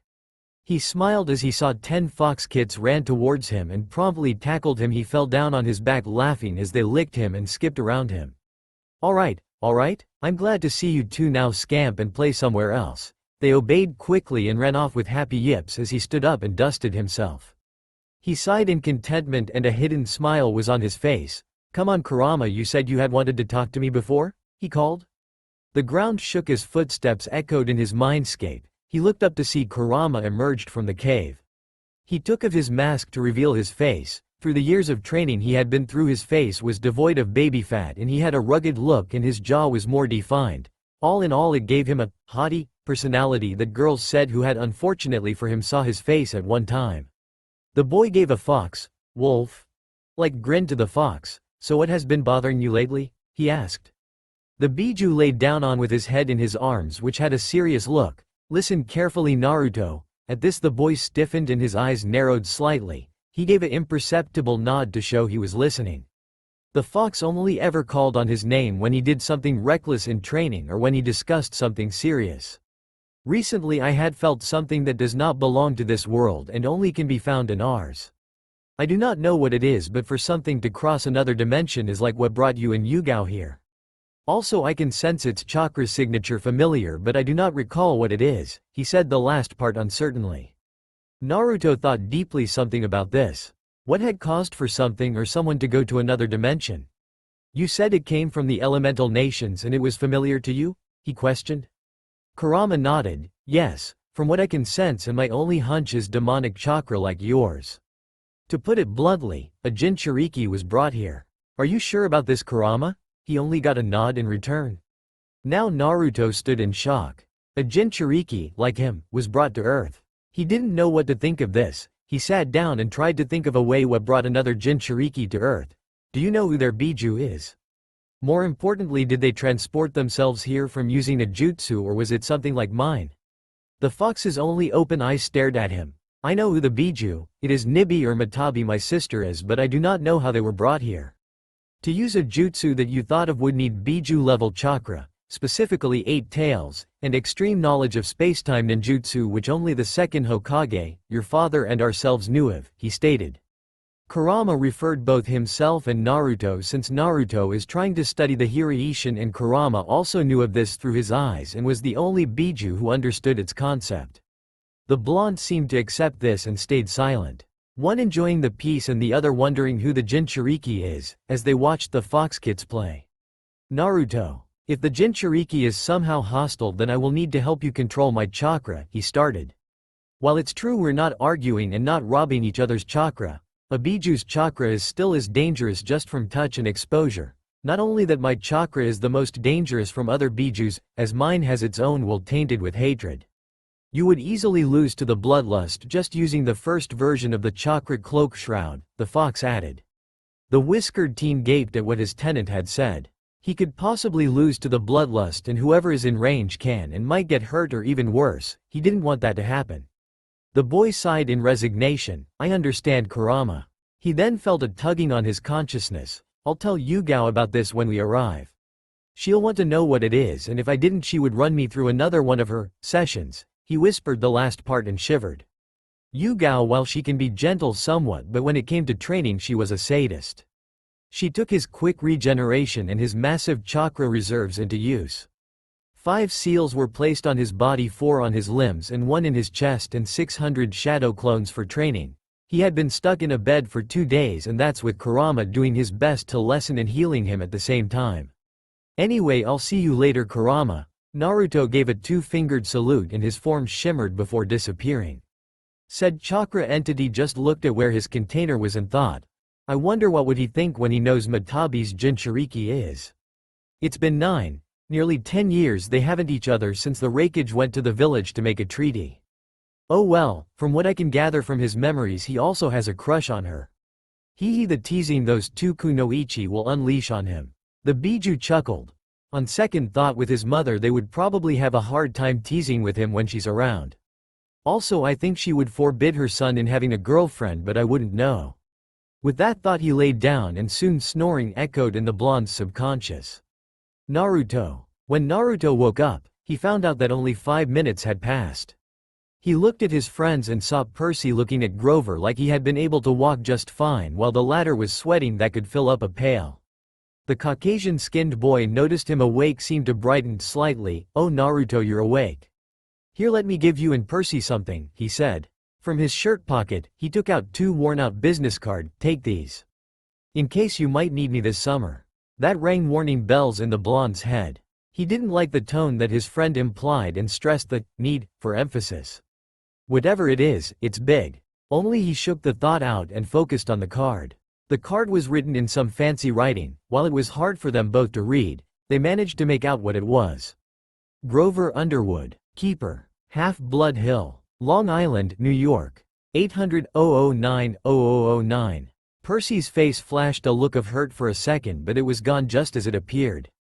Only Naruto noticed this, and Grover was oblivious. So he decided to lessen his friend's pain a bit. Fancy writing, but what's it for? He asked. Grover, the sea-green-eyed boy, said. What are you trying to protect us from? Before he could answer, there was a huge coughing noise coming from the front.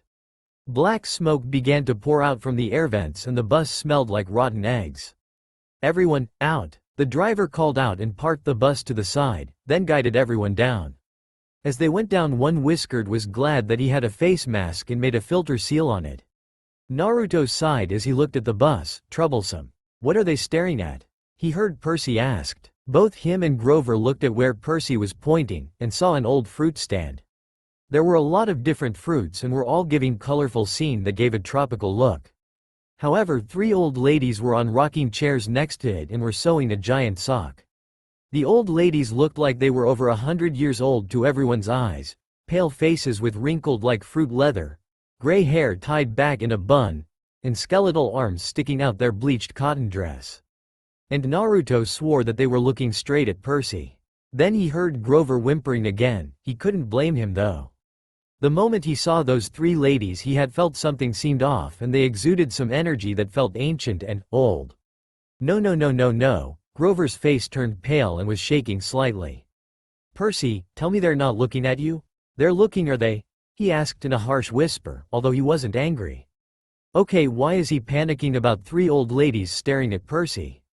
Naruto thought. He was cut off from his wonderings when Grover grabbed them by their arms, making them shout an indignant, hey, from the 2. Then they heard an audible snip. They turned and saw one of the old ladies had a scissors in their hands while another was carrying the yarn they used. No, come on. The conditioned boy muttered, then grunted as he kicked the side of the bus. Unexpectedly, the bus sputtered back to life. The passengers cheered as Grover sighed in relief. Only his friends noticed this. Damn right. The driver yelled. He hit the bus with his hat. Everyone on board, good job kid. He gave the boy a slap to the back. Guys, get on, the Caucasian-skinned boy urged his friends, and they did so, still confused at their friend's behavior. They turned back to check the fruit stand and were surprised to see that the three old ladies were gone, leaving not a trace as if they were even there. What the? Percy's eyes widened in shock. I saw them there. How are they gone? His thoughts were similar to his blonde friend. Except he was thinking of the possible ways. Were they shinobis? A genjutsu? I don't know what they were, but they spooked Grover badly.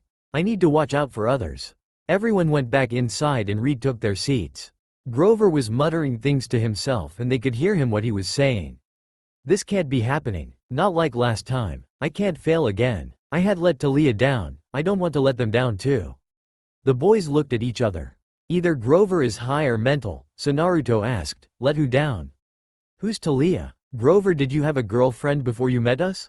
It appeared their friend didn't hear it or just ignored it and said, it's nothing. He waved his hands in denial. Percy, Naruto, I can't protect you guys when you keep asking questions. They looked at him like he was stupid. Weren't they supposed to protect him when he's the one crippled? Just let me walk you guys to the bus station, promise me guys. They tried to speak but their words died in their throat when he looked at them mournfully. It almost like he would be preparing their caskets for their funerals, so they just stayed quiet so as to not draw more attention to them. The rest of the ride was silent. Naruto Percy questioned themselves if their friend was going crazy as they arrived at the bus terminal. I'm going to the restroom. You wait for me here, Grover said, as he walked inside the restroom. When he was out of sight, Percy gripped Naruto's arm. Dude, we have to go. I still have to go home and see my mom, not to mention Grover is freaking me out. I know, and I think I might come with you. I just need to send Yugao a message that I'll be coming with you. Come on, let's go where no one can see us. He beckoned as they moved to an empty alley. Naruto expanded his sensory field and checked. He found none, so he bit his thumb and ran through 5 hand seals. He then slammed his hand to the ground as sealing formulas appeared. Summoning jutsu, he muttered. A cloud of smoke appeared and dissipated quickly to reveal a wolf. It stood near Naruto's chest considering he stood at 5 feet 6 inches. It had light gray fur and wore a jacket, a kanji on the back saying, Storm. It had white sclera and a black vertical slit and wore a bored expression. Oh hey Naruto. Is it time to play chess or shogi? And who's your friend acting like a fish? The wolf asked. The boy shook his head. Hey Arashi, no, it's not time to play, and this is Percy Jackson. Percy, this is my personal summon Arashi, and yes, he's a talking wolf that can do the same things as humans if he wanted to, Naruto stated. This got Percy out of his shock. So is he your P? He didn't get to finish when the blonde clamped a hand over his mouth while Arashi started to growl. Don't compare to those mindless mud you call dogs. You're lucky that you're Naruto's friend and I'm in a good mood today. I suppose this one knows about us now, Naruto? Arashi asked, as he sat on his haunches but still glared at the sea-green-eyed boy. Yes, and he promised to keep quiet about it. Anyway, the reason I need you here is to send Yugao a message for me. Tell her I won't be coming home and I'll be at Percy's home. If she tries to find me, go with her to track my scent. I have a feeling that we might be going somewhere far. The wolf nodded and left in a plume of smoke. Naruto let go of Percy as the boy sighed in relief. So, what is Arashi? A summon. Summoners consider their summons as partners. There are many animal summons, but I have the wolves, specifically the elemental wolf clan. They are animals who fight alongside shinobis and could help at any situation. Also, don't call him as a pet, it's taboo for them. Call them that and they claw you into next week and bite off your hand. The black-haired boy nodded. Good. Naruto then made a cross-hand seal with both his hands using his index and middle fingers, shadow clone jutsu. The usual smoke came with an exact copy of the blonde. Percy shook his head at this. Even if you told me about this and seen it a couple of times, I just can't accept the fact that you can clone yourself. Both Narutos just shrugged. You'll get used to it. The clone walked out of the alley and waited near the restroom. Naruto then put a hand on Percy's shoulders. Don't freak out about this. A puddle formed around their feet and they slowly sunk into it. A few seconds passed and they were gone. The puddle from before was gone as well. With the clone, Grover hobbled out of the restroom and only found Naruto standing there with his arms crossed, waiting patiently. Naruto, where did Percy go? He asked in a hurry. All Naruto did was letting his arms fell to his side. He's at his house and don't worry, I'm with him as we speak, he said. But you're here with me. How are you in two places at once? He asked confused. The whiskered teen just sighed. Grover, you were right about us, Percy and me, being special. But I'm more unique, gifted with powers that you'd never imagine. Weird things has been happening around Percy lately and Mrs. I know that you know about Mrs. Dodds. At this Grover gulped and sweat under the blonde's stare. So remember that Grover, 'cause everything is gonna get fucked up. And with his piece said, Naruto dispersed into a puff of smoke, leaving a wide-eyed Grover. No way, he whispered in Jackson residence. They appeared outside of Percy's apartment. It was a decent apartment. Naruto only came here when he was invited during Christmas with Percy, Sally, Yugao, and unfortunately Gabe. Percy shivered and looked down confused. How come we're not wet? And why are you panting? He asked. What he said was true. Naruto was panting out of breath. Remember pant what I said, pant about my chakra pant reserves being big, and pant is my energy pant to do my jutsus pant? A nod and Naruto took a deep breath. The body flicker technique is a high-speed movement technique that makes the user moves at high speeds, making it seem like they teleport. When I want I could move from here to say, at the top of apartment. It would only take about a quarter of my reserves, but since we were at the bus station and your apartment was 2.5 km away, it took half of my reserves, he explained. Percy, med, in thought and spoke, so basically the further away you move then more chakra it costs? At this, the blonde sweat dropped while Kurama laughed inside his head. Why didn't I say that much simpler? Because you're forgetful, stupid. The fox snickered and the sweat drop behind Naruto's head seemed to grow bigger as his eyebrow twitched. Sally had been nice when they spent their time with them and occasionally asked when she wrote a letter to Percy Naruto how he was doing or needed anything. Another is she would send free samples of candies from her job at a candy store in Grand Central Station. Both she and Percy also had a gig about blue food. Gabe had said that it didn't exist and Sally made that into reality by cooking blue food. She had even said to the whiskered teen they mostly did it to annoy Gabe. The duo walked inside the complex and made their way up the stairs carrying their bags at their back. Once they got to where Percy's floor is, they went to the front door and Percy pulled out his key and opened it. What they found was revolting sight. Gabe was in the living room with his poker buddies playing. The TV was set to ESPN but no one was watching. The boys could see Gabe had put on a ton of weight with his thin receding hair and big belly out of his dirty shirt, and the blonde pointed out that Gabe looked like a fat hairless walrus. This got Percy laughing silently as he could. I don't know who's uglier, Shukaku or that pig, Kurama said humorously. Chips and beer cans were all over the floor. The place looked like it hasn't been cleaned in a week. The boys knew that Sally could be a neat freak, and with Gabe as one of occupants, it would never happen. The boys walked in the room as Gabe looked up from his cards and scowled slightly. So you're back and you brought your smart-ass friend with you again. They only frowned, though Naruto's was hidden by his mask, at the comment but did nothing. Is my mom here yet? Percy asked through his gritted teeth. He so badly wanted to punch the stuck-up douche in the face that he won't wake. But a glance from his friend calmed him down. She's working, the fat ass replied. He then looked directly at Percy. You got any cash? This time Percy clenched his fists slightly. No. I don't have any, he lied. Gabe didn't believe him. You took a taxi from the bus station. You probably paid 20. You got $6-7 in change. Somebody expects to live under this roof. They need to carry their own weight. Am I right, Eddie? Percy wanted to yell and Naruto nearly growled as his eyes flickered red a bit, though no one noticed. Come on, Gabe, Eddie said as he gave Percy a pitying glance. The kid just got here. Am I right, Eddie? Gabe repeated. Eddie only scowled, then returned his focus to the game. Percy was about to pull out the money but his ninja friend put a hand on his shoulder. He looked at him and noticed the glint on Naruto's eye, a mischievous glint. The blonde weaved through hand seals hidden from Gabe's perspective, not Percy's, and whispered, illusion technique, false imagery. A stack of money appeared in Percy's hand and he felt like it was real but knew that if he crumpled it, the illusion would fade as Naruto had told him before. He sent a small smirk to the blonde and put it down on the table. I hope you lose. He then beckoned Naruto as they went to Percy's room. They heard Gabe shout at them to not act so snotty and called him brain boy. Both gnashed their teeth in anger, obviously directed at their dyslexia and ADHD. When they got to Percy's room they found it littered with magazines and the scent of beer lingered in the air as they put their bags down. It made them want to vomit at how messy Gabe is. "Want some help?" Naruto asked as he looked around.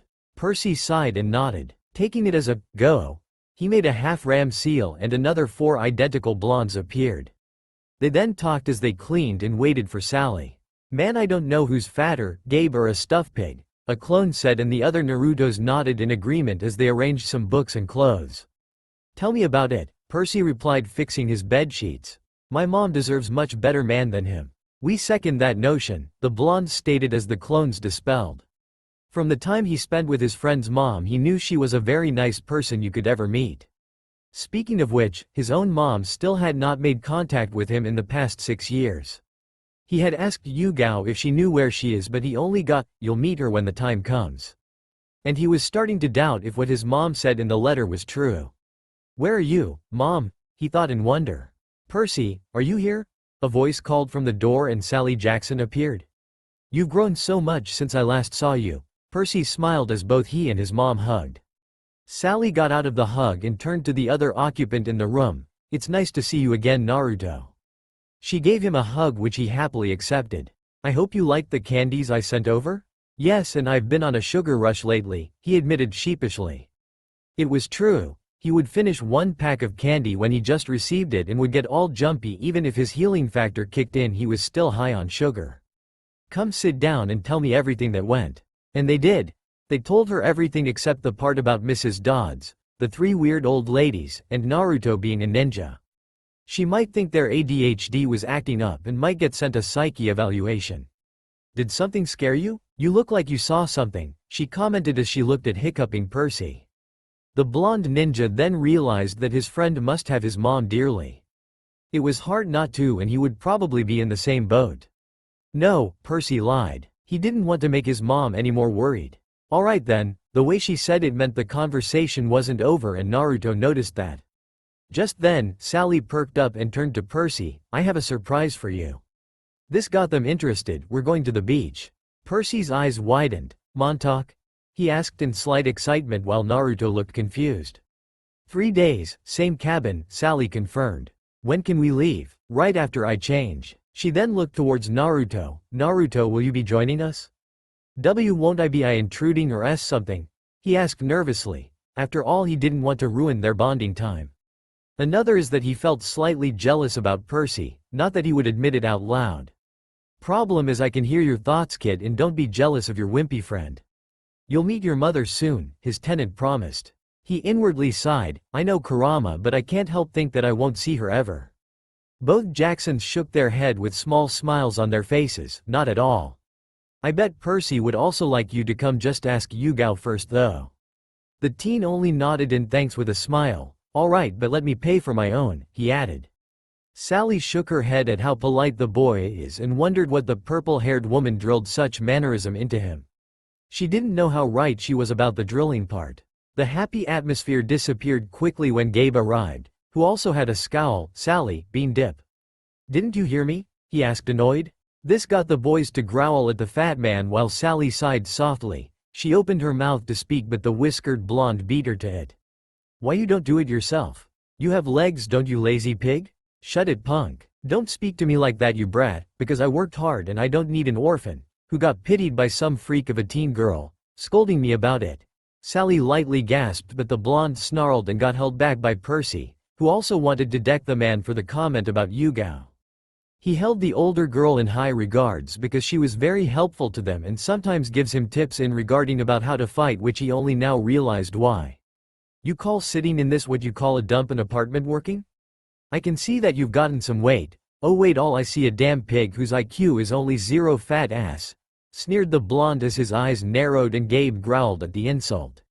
Luckily Sally intervened. "I was about to do it, honey," she said while she gave Naruto a pointed look which he understood and quickly calmed himself. "We were just talking about the trip," she explained. Gabe's eye got significantly smaller and simmered down. "You were serious about that?" Sally nodded. "Also don't worry, I'll make it a 7-layer bean dip so that way it can last about a week while I'm not here," she bargained. Gabe's eyes softened and the boys saw he licked his lips and were disgusted just seeing him do that. Alright, but it better come out of your clothes budget. Don't worry, it will, assured Sally. And you won't take my care anywhere but there and back here. We will. And if you hurry about that bean dip, and if the kid apologize for interrupting our game and for disrespecting me, he said with a snide grin. The two boys looked at each other in silent conversation, and Percy glanced at the man before nodding his head to his friend, knowing said friend would punish the guy. Percy, can you take your mom outside and get ready? I'd like to have a word with Gabe privately. The way Naruto spoke made the two adults in the room slightly shiver, and Percy hid his grin the best he could and led his mom outside. As soon as the two left, Gabe's grin was replaced with a glare and growled, "Got something to say, Foxboy?" He got his answer when he felt a fist was buried into his stomach, causing the man to drop to his knees with a gasp. The man felt like a bowling ball was thrown at him, but he didn't dwell on the thought when he felt the temperature around the room drop and he shivered, frightened. He turned to the boy and made a mistake at looking into the blonde's eyes.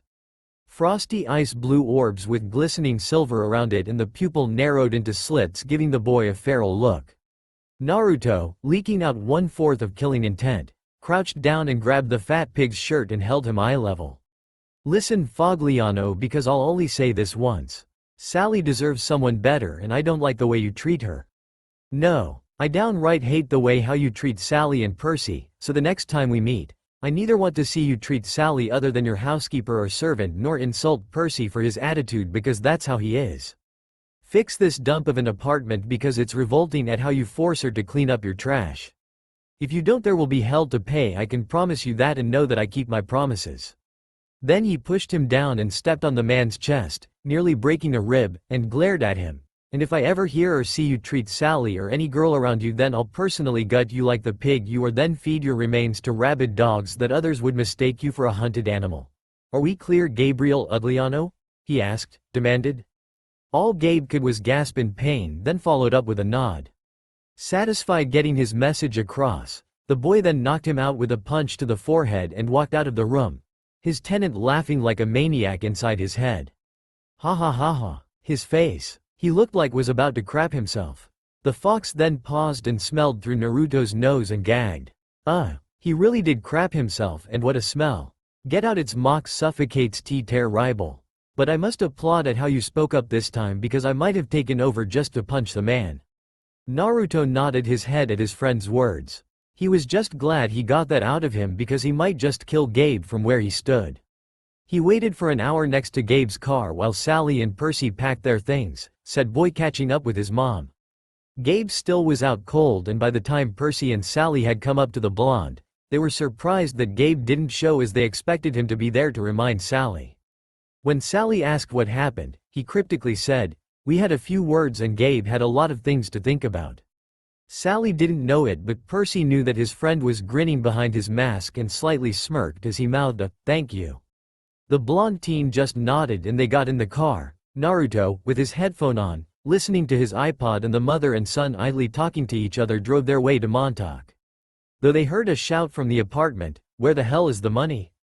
Percy silently snickered, Sally had a worried but confused expression, and Naruto grinned under his mask. Meanwhile, Yugao was impatiently waiting for Naruto to return. She had gotten message 2 days before that he would be coming, and now he was 3 hours late. Yugao blamed herself when she told him about Kakashi's tardiness, and now he's doing the same thing. She'd have to up his training then to remind the boy not to be late. She debated what kind of torture she'd have to do, but was brought out of her thoughts by a puff of smoke. Looking down slightly, she was surprised to see Arashi. "Arashi, what are you doing here? And where is Naruto, and why is he late?" she asked. The wolf bowed his head in greeting. "Hey Yugao. Naruto and his friend, I think his name was Percy, left to the other boy's house. He also said that they might be going somewhere far and told me that I should come with you to track him later," he informed. The retired Anbu raised a brow. "So Percy knows who we are then?" "I expected this with how much trouble Naruto causes," she muttered. She then looked back at Summon. "All right. Just let me g." She didn't get to finish when a light glowed behind the wolf. Instantly Yugao and Arashi were in a battle stance, the girl with her sword drawn and the wolf had lightning arcing around him, to fight the intruder. When the light died down, Yugao gasped in surprise who she saw before she kneeled, "Lady Artemis. I'm sorry, I did not know it was you, forgive me for my hostility." The goddess, in her adult form, only smiled at the girl. "Do not worry, Yugao. I just came to check on you." She then noticed the wolf who was gaping at her. Artemis turned to the former Anbu with a raised eyebrow. "I didn't know you had a wolf as a companion." The purple-haired girl blinked at the comment, then giggled slightly while shaking her head. "Sorry to disappoint Lady Artemis, but he's not mine. He is a companion, yes, however, he is also a summon of the elemental wolf and they accepted your son as their summoner. This guy here is Arashi, the boss summon's son and Naruto's personal summon." The goddess was confused. Where did Naruto get the contract? "I know one needs a contract to summon or must reverse summon themselves to the summoning realm as Minato had brought me to the home of the toads," she asked. "Oh, Lord Fourth had found it during the Third Great Ninja War and he was already a summoner of the toads, so he kept it in a scroll along with his prized techniques as Naruto's inheritance from him. At least that was written in Lord Fourth's journal," explained Yugao. Arashi then was able to speak up from his state of shock. "Why, your Lady Artemis? The goddess of the hunt?" He then rounded to face the purple-haired woman. "Why didn't you say you knew her?" Because I thought it was irrelevant and you didn't ask Arashi?" she said, confused, not understanding the wolf was getting at. "It's a big deal because we worship her for befriending the wolves and chose us as her symbol and as her sacred animals. Not only that, our clan elders were one of the few that came from Lady Artemis' pack before they left the group. They made their own pack and learned how to harness chakra." 1. Okay. Yugao digested the information as Artemis looked at the wolf in fondness. What Arashi said was true. Her sacred animal aside from a deer was a wolf, though others say they're called hunting dogs but they're mostly the same. I think she and her hunters used them to help them track down monsters that Zeus wants to kill or whatever they encounter. She smiled at the now nervous, sheepish wolf. "It is all right, Arashi. I'm pleased with who my son chooses as a partner." This time the wolf's jaw dropped and eyes were wide as dinner plates. "Why your N Naruto's mom? Then, you broke why your VV vow?" At her nod he promptly fainted sideways with swirls in his eyes. Both women laughed lightly at Wolf before turning to one another. "So where is my son now, Yugao?" said girl sighed in frustration. "He's with his friend Percy, who I think is also a demigod and have a hunch who since Naruto told me he smelled like the ocean, going somewhere along the Jacksons. I thought he had imitated Kakashi's tardiness when I told the brat about him. He even has a mask that I try to take it off him or try to sneak a peek whenever he's asleep or eating," she exclaimed. Yugao was too busy to complain to notice Artemis' eye twitching. "Naruto idolizes Kakashi. I just hope he doesn't copy him reading those perverted books that perverted toad geezer writes," she swore in her mind. She looked at Yugao who was now pacing. "Yugao." Said girl stopped at being called. "What did Naruto say?" she asked. "He said that if I want to find him I'll have Arashi come with me to track his scent and we'll do it by tonight so no one can see, but I'll use genjutsu to be sure." She then made a shadow clone to pack her things and changed her clothes to her old Anbu uniform. She then nudged Arashi awake and quickly told him that they're going to track Naruto down. Artemis also thought of something. "Yugao, please come here." The girl did as she was told and stood in front of the goddess. "I was thinking that I'd let join hunt later on, but now would be the best time for it, so, Yugao Azuki, will you join the hunt?" The purple-haired ninja was surprised, but kneeled with her head bowed. "I pledge myself to the goddess Artemis. I turn back the company of men, accept eternal maidenhood and join the hunt." When confirmed, Yugao had a light silver glow around her indicating she's now part of Artemis' hunt. "Rise, Yugao, now find my son and don't tell him that you are a hunter as it would give me away easily, and also," the goddess snapped her fingers and Yugao was covered in silver light. It died down to reveal Yugao only much younger, possibly 15 years old. "I turned you to a 15-year-old for you to fit in the hunt. I did the same with Anko when she joined." Yugao smiled gratefully and excused herself as her clone finished its job. She then waved at the goddess and both ninja and wolf disappeared in a cloud of smoke. Artemis shook her head as she thought about her son. "I wonder what Naruto has learned with Yugao, and is he strong enough to challenge a monster yet?" She wondered in both curiosity and worriedly. She shrugged out of her thoughts. She teleported back to her hunter's camp. Back with our favorite blonde Jinchuriki, he was listening to some music from his iPod as both Jacksons continued to talk about what Percy did in the past few months.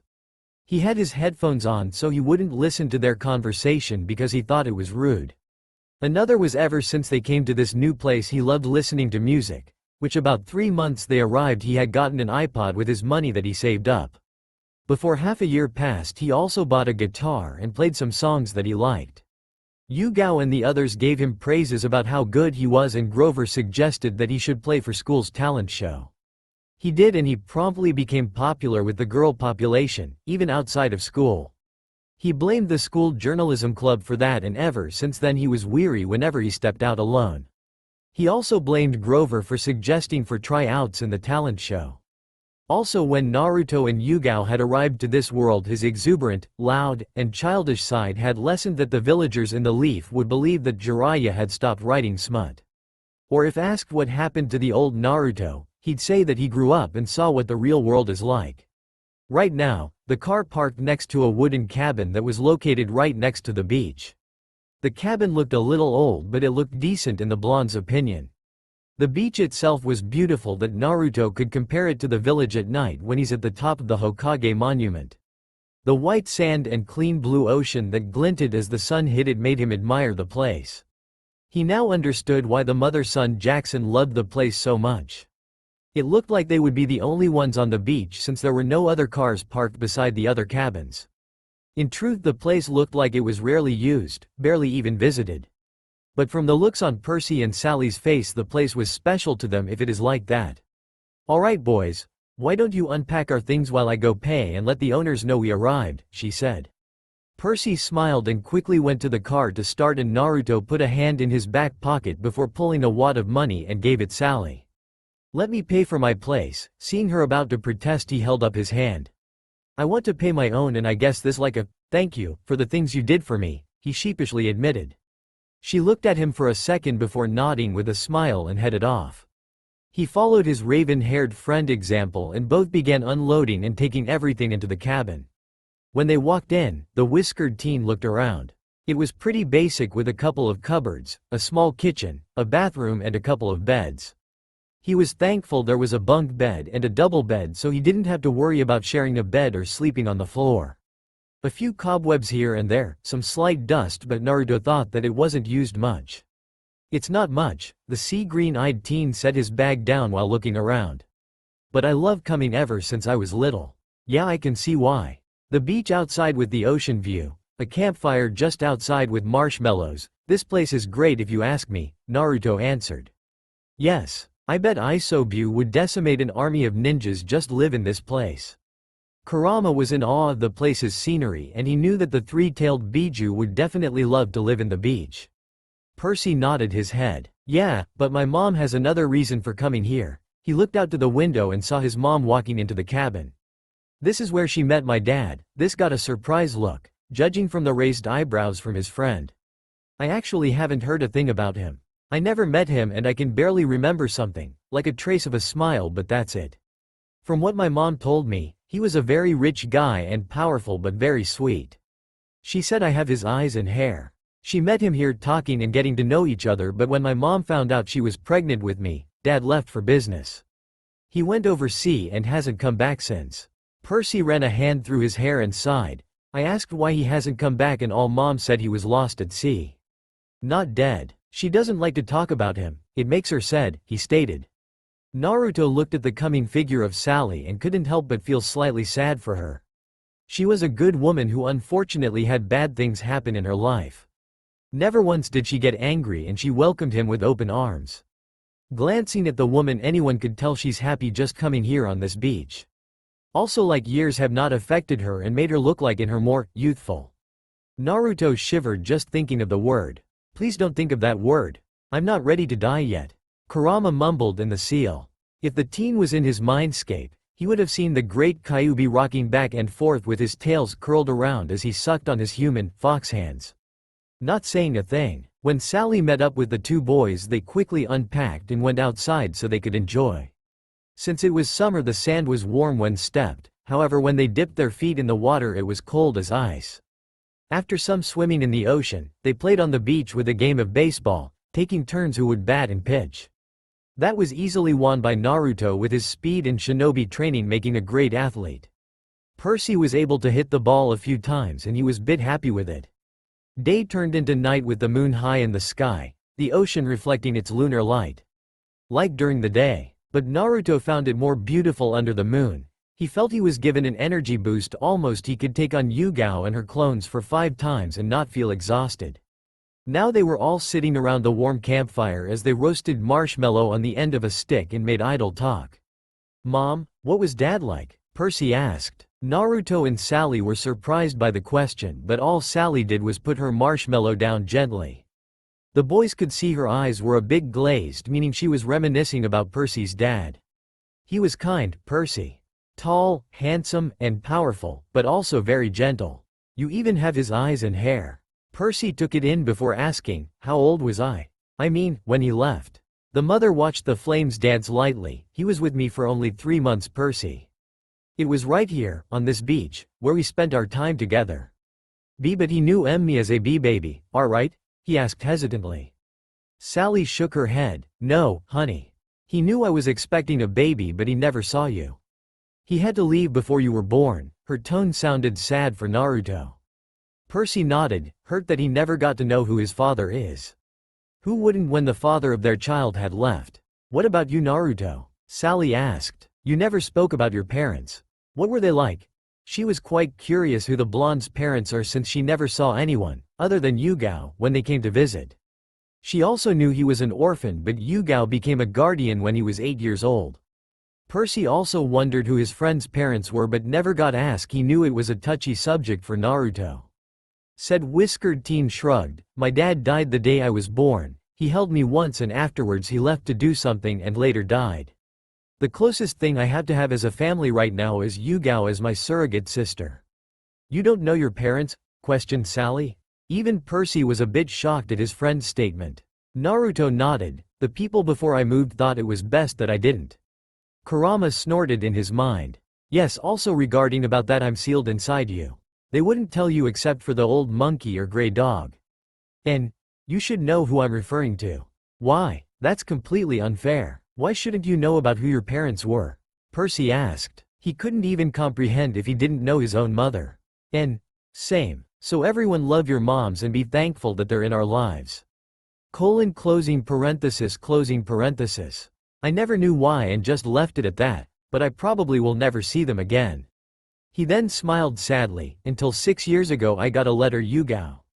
When I read it, it said it came from my mom. I asked Yugao if she is still alive and sis said that she was but couldn't see me yet. Something they both said that I'll see mom when the time is right." Percy nodded in understanding while Sally kept quiet as her eyes were wide a bit. Sally was running mile per minute as she thought and stared at the blonde teen. Could he be the same as Percy? It became quiet before Percy asked where would he go because said boy needed a new school to go.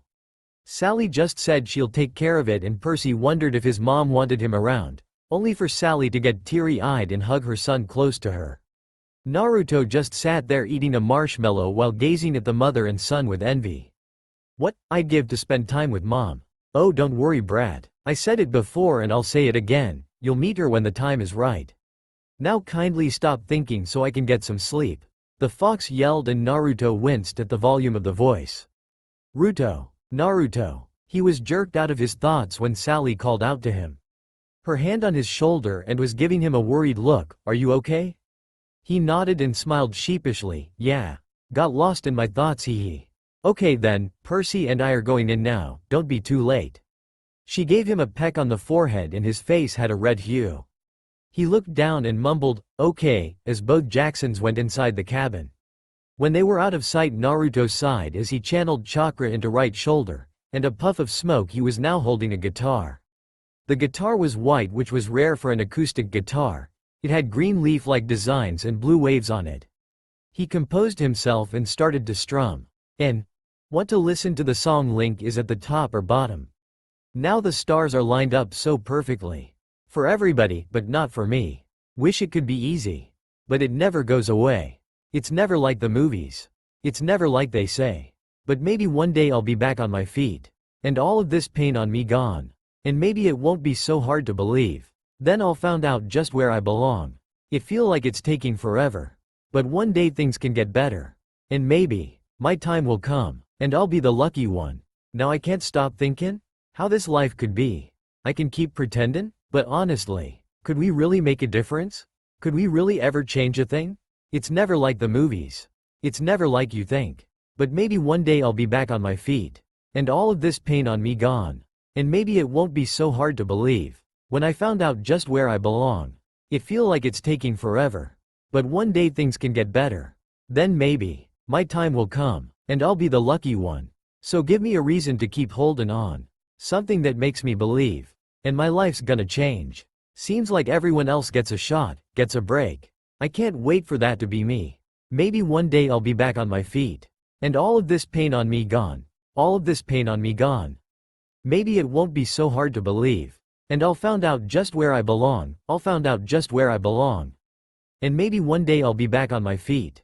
And all of this pain on me gone. It feel like it's taking forever. But one day, things can get better. And maybe, my time will come. And I'll be the lucky one. And I'll be the lucky one. He sang softly at the end, as ended with a final strum. Naruto sighed as he sealed his guitar back while creating some shadow clones to guard around the cabin, then headed inside the cabin to get some sleep. Unaware someone had watched him and their honey brown eyes were tearing up slightly. Do not worry, Naruto. You'll meet us soon enough. Then she suddenly vanished in a pillar of flames. Later that night, Naruto's eyes snapped open as he got up and threw off the covers from him. One of the clones just dispelled and his eyes widened when he got the memories.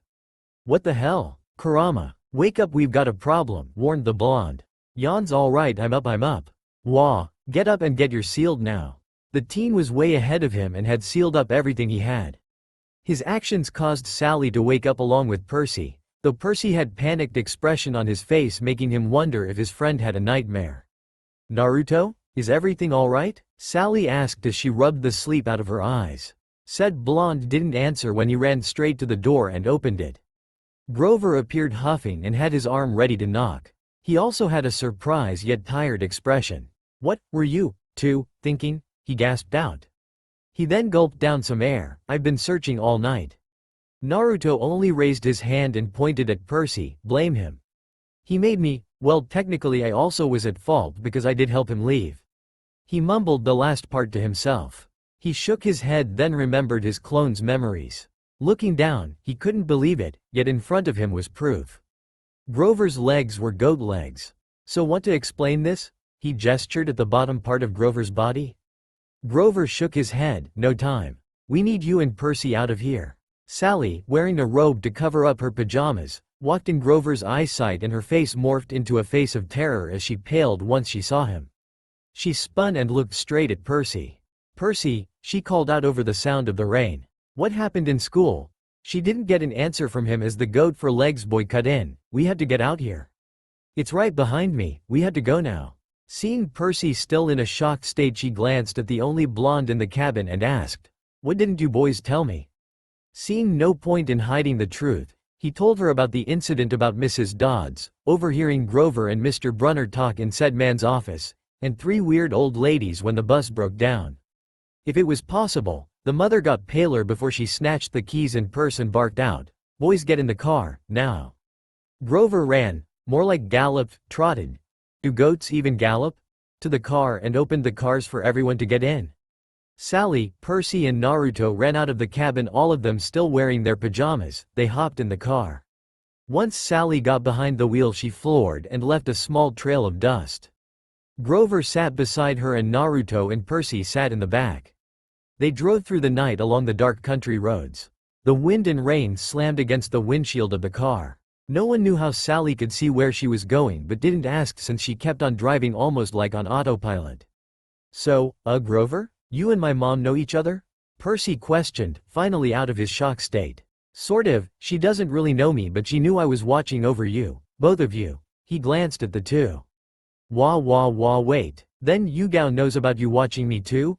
The blonde asked, surprised. Don't know, but I think she was suspicious of me cause I saw her once staring at me, like I'm some mystery.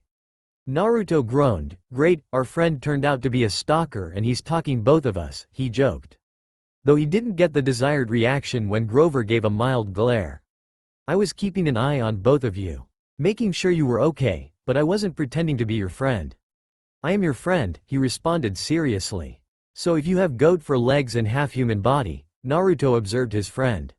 Then you must be a satyr from what I can tell from my clone's memories. How did you know I'm a wait clone? His voice turned high-pitched at the end.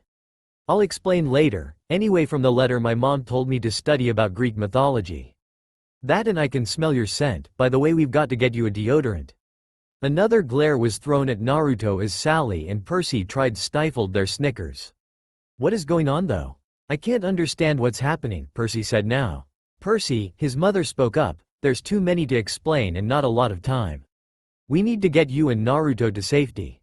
Safety? From what? Oh, nobody, Grover said while looking at the side mirror and rear mirror, checking if something was following them. Just the ruler of the underworld and some of the most bloodthirsty monsters. Say what? Naruto asked as they both blinked owlishly. Well, that's super convenient, Kurama sarcastically commented. Mainly Percy since he's in most danger, but we need to get you away as well, Grover stated, who then clamped a hand on his mouth when he realized what he said. The other two boys couldn't wrap their minds around what was happening. Well, Percy couldn't. He was trying convincing himself that it was only a dream. However, he knew he wasn't dreaming, he had no imagination. He couldn't dream something this realistic. Suddenly Sally made a hard left along the road, which they found themselves driving past a strawberry farm that had big wooden houses that were darkened. There was also a big picket sign that said pick your own strawberries. Almost there, almost there. The boys heard Grover and Sally mumbled to themselves. Then Percy asked the question that was on his mind, where are we going?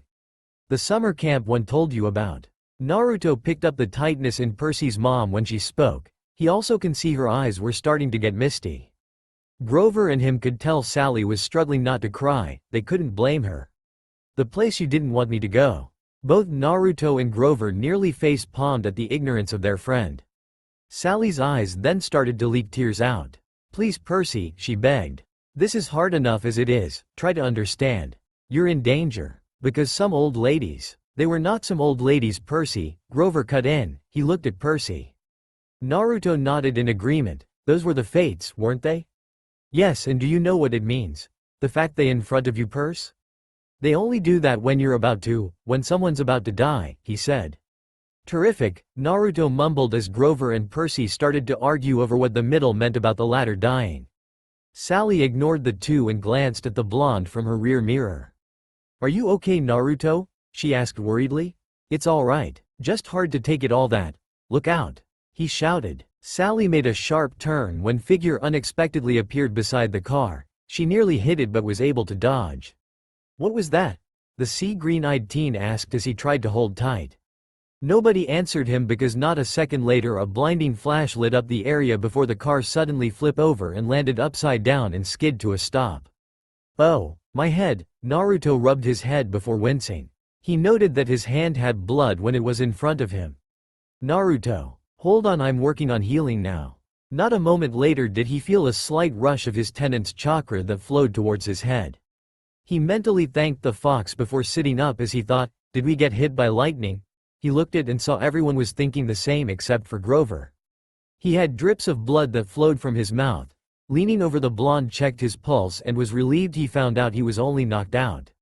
Boys, we have to get out of here, Sally ordered. The sound of stomping drew their attention down the road. They looked down and could see the large figure lumbering towards them. It looked like he was covering his head with their arms high up in the air like sharp points. Everyone out now. They tried to open it but wouldn't budge. Naruto kicked it but still did not budge. Sighing to himself, he thought, they were gonna find out soon anyways. Percy, Sally, stay back a little. They did, and the whiskered teen held out of his right hand and in a blink swirling ball of blue energy appeared. He reared his hand back then lashed out with a cry, Rasengan. The energy ball grinded into the car's door and got flung out. The two gaped in disbelief before snapping as they got out while Naruto pulled Grover out and carried him over his shoulder. Percy, Naruto, see that giant tree on top of the hill? She pointed to the largest one that towered all the other ones. Head directly towards it and don't stop. Get over the hill and you'll see a farmhouse down the valley. Yell for help, she explained.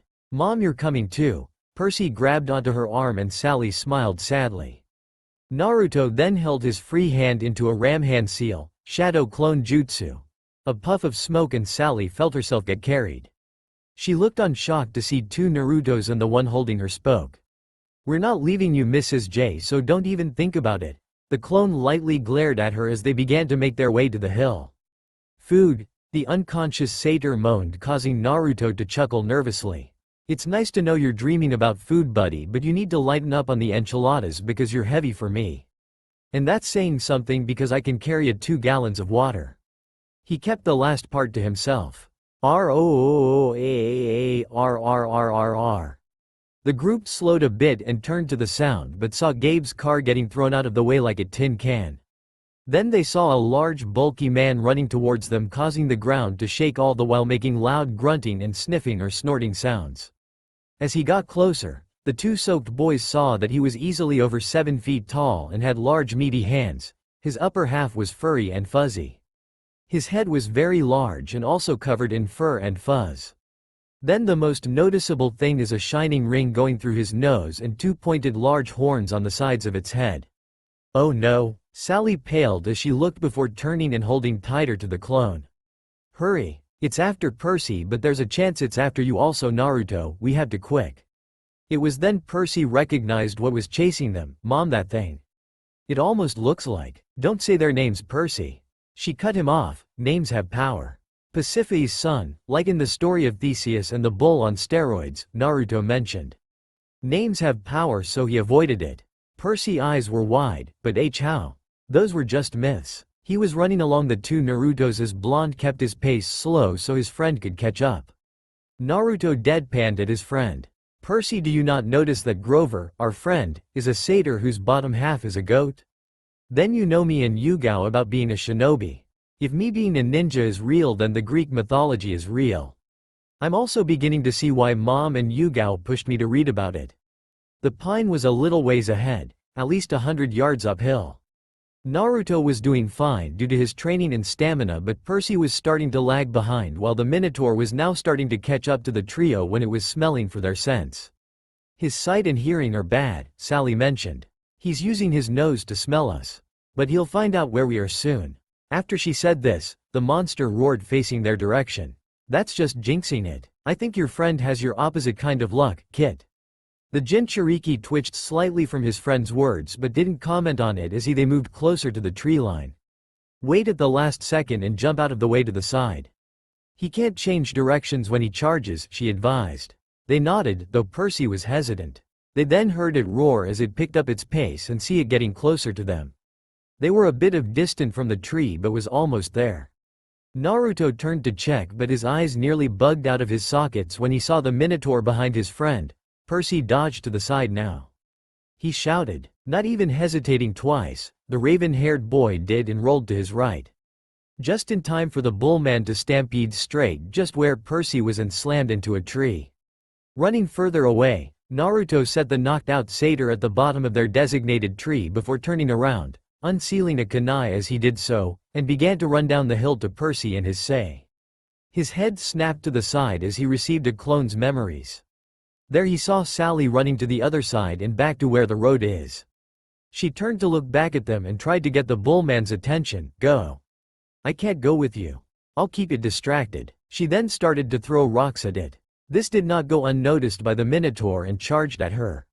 Sally tried to jump to the side, but the Minotaur learned from its mistake and caught her in her meaty hands. Their eyes widened in horror at that and cried out, "No, Mom, Mrs. Jackson." Sally sadly looked at them, resigning to her fate before the monster squeezed and she disappeared in golden light. Percy watched in horror as his mom disappeared and dropped to his knees. Naruto just looked on in disbelief before it turned into anger and rage. "I could have saved her. Damn it, I could have saved her." His subconsciously started to draw in Kurama's chakra. He then noticed the Minotaur charged towards Grover and he was now in the first stage of Jinchuriki. The air turned colder as the feeling of death started to seep into the air. "Naruto, calm down. You're not ready t." Emotions cut off the connection and the blonde started to make hand seals. He ended with a snake hand seal, water style, water dragon jutsu. All the water around them swirled up to the air and started to form a dragon. Its ruby red eyes glared at Beast while it stepped back in surprise. Ah! The dragon roared before rushing in and slammed into the Minotaur, pushing it back. Percy snapped out of his state and in a fit of rage jumped up to the Minotaur, using its head as a skipping stone, and wrapped his legs around its neck and started to pull at its horns. If Naruto was in control right now, he would have been impressed, but only charged with a kunai ready to slash. A snap was heard when Percy managed to break its horn and found himself at the ground with a horn in hand. The Minotaur turned and backhanded the blonde into a tree, who finally snapped out of his rage. Ack! This is more painful than Yugo's punches. He winced as he clutched his chest. He looked at the monster and saw a big gash at its chest, which was slowly starting to heal, and got back up while it glared at the blonde. Getting up with slight difficulty, the blonde went through more hand seals and ended hair seal, water style.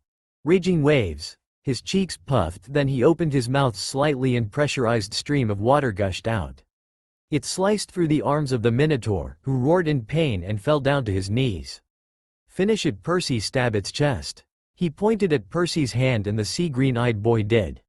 He ran and swung the horn into the Minotaur's chest. It roared in pain before slumping to the ground and exploded into golden dust. Percy gasped a bit before he ran over to his friend and saw he was holding his chest. Naruto, are you okay? Thud! The boy suddenly blacked out from exhaustion. Luckily Naruto was able to catch him. Naruto gasped a bit while he gritted his teeth. Ah, I think one of my ribs punctured a lung. He thought as he lied down on the. Later did he hear footsteps and clopping sound behind him. He strained his head to see and could only make out two slender figures. He figured that they were girls and a larger figure behind them, but couldn't see as his sight started to get blurry and dark. He can see two girls, both blonde. One had princess curled hair that went over to Percy and started to mumble words he couldn't understand, while the other blonde walked towards him. She knelt down and Naruto could see her stormy gray eyes with a tint of blue in them. Then suddenly he felt unknown chakra seeped into his chest. He could hear his breathing starting to lighten and his chest didn't hurt anymore. And he could hear it. He heard her voice, which he was familiar. Kirin, Naruto's hurt. He heard the clopping come towards them. The last thing he thought was, her chakra. It's her, she's here on Earth, then blacked out. That's all for now. If you enjoy this video, then please like, share and do comments.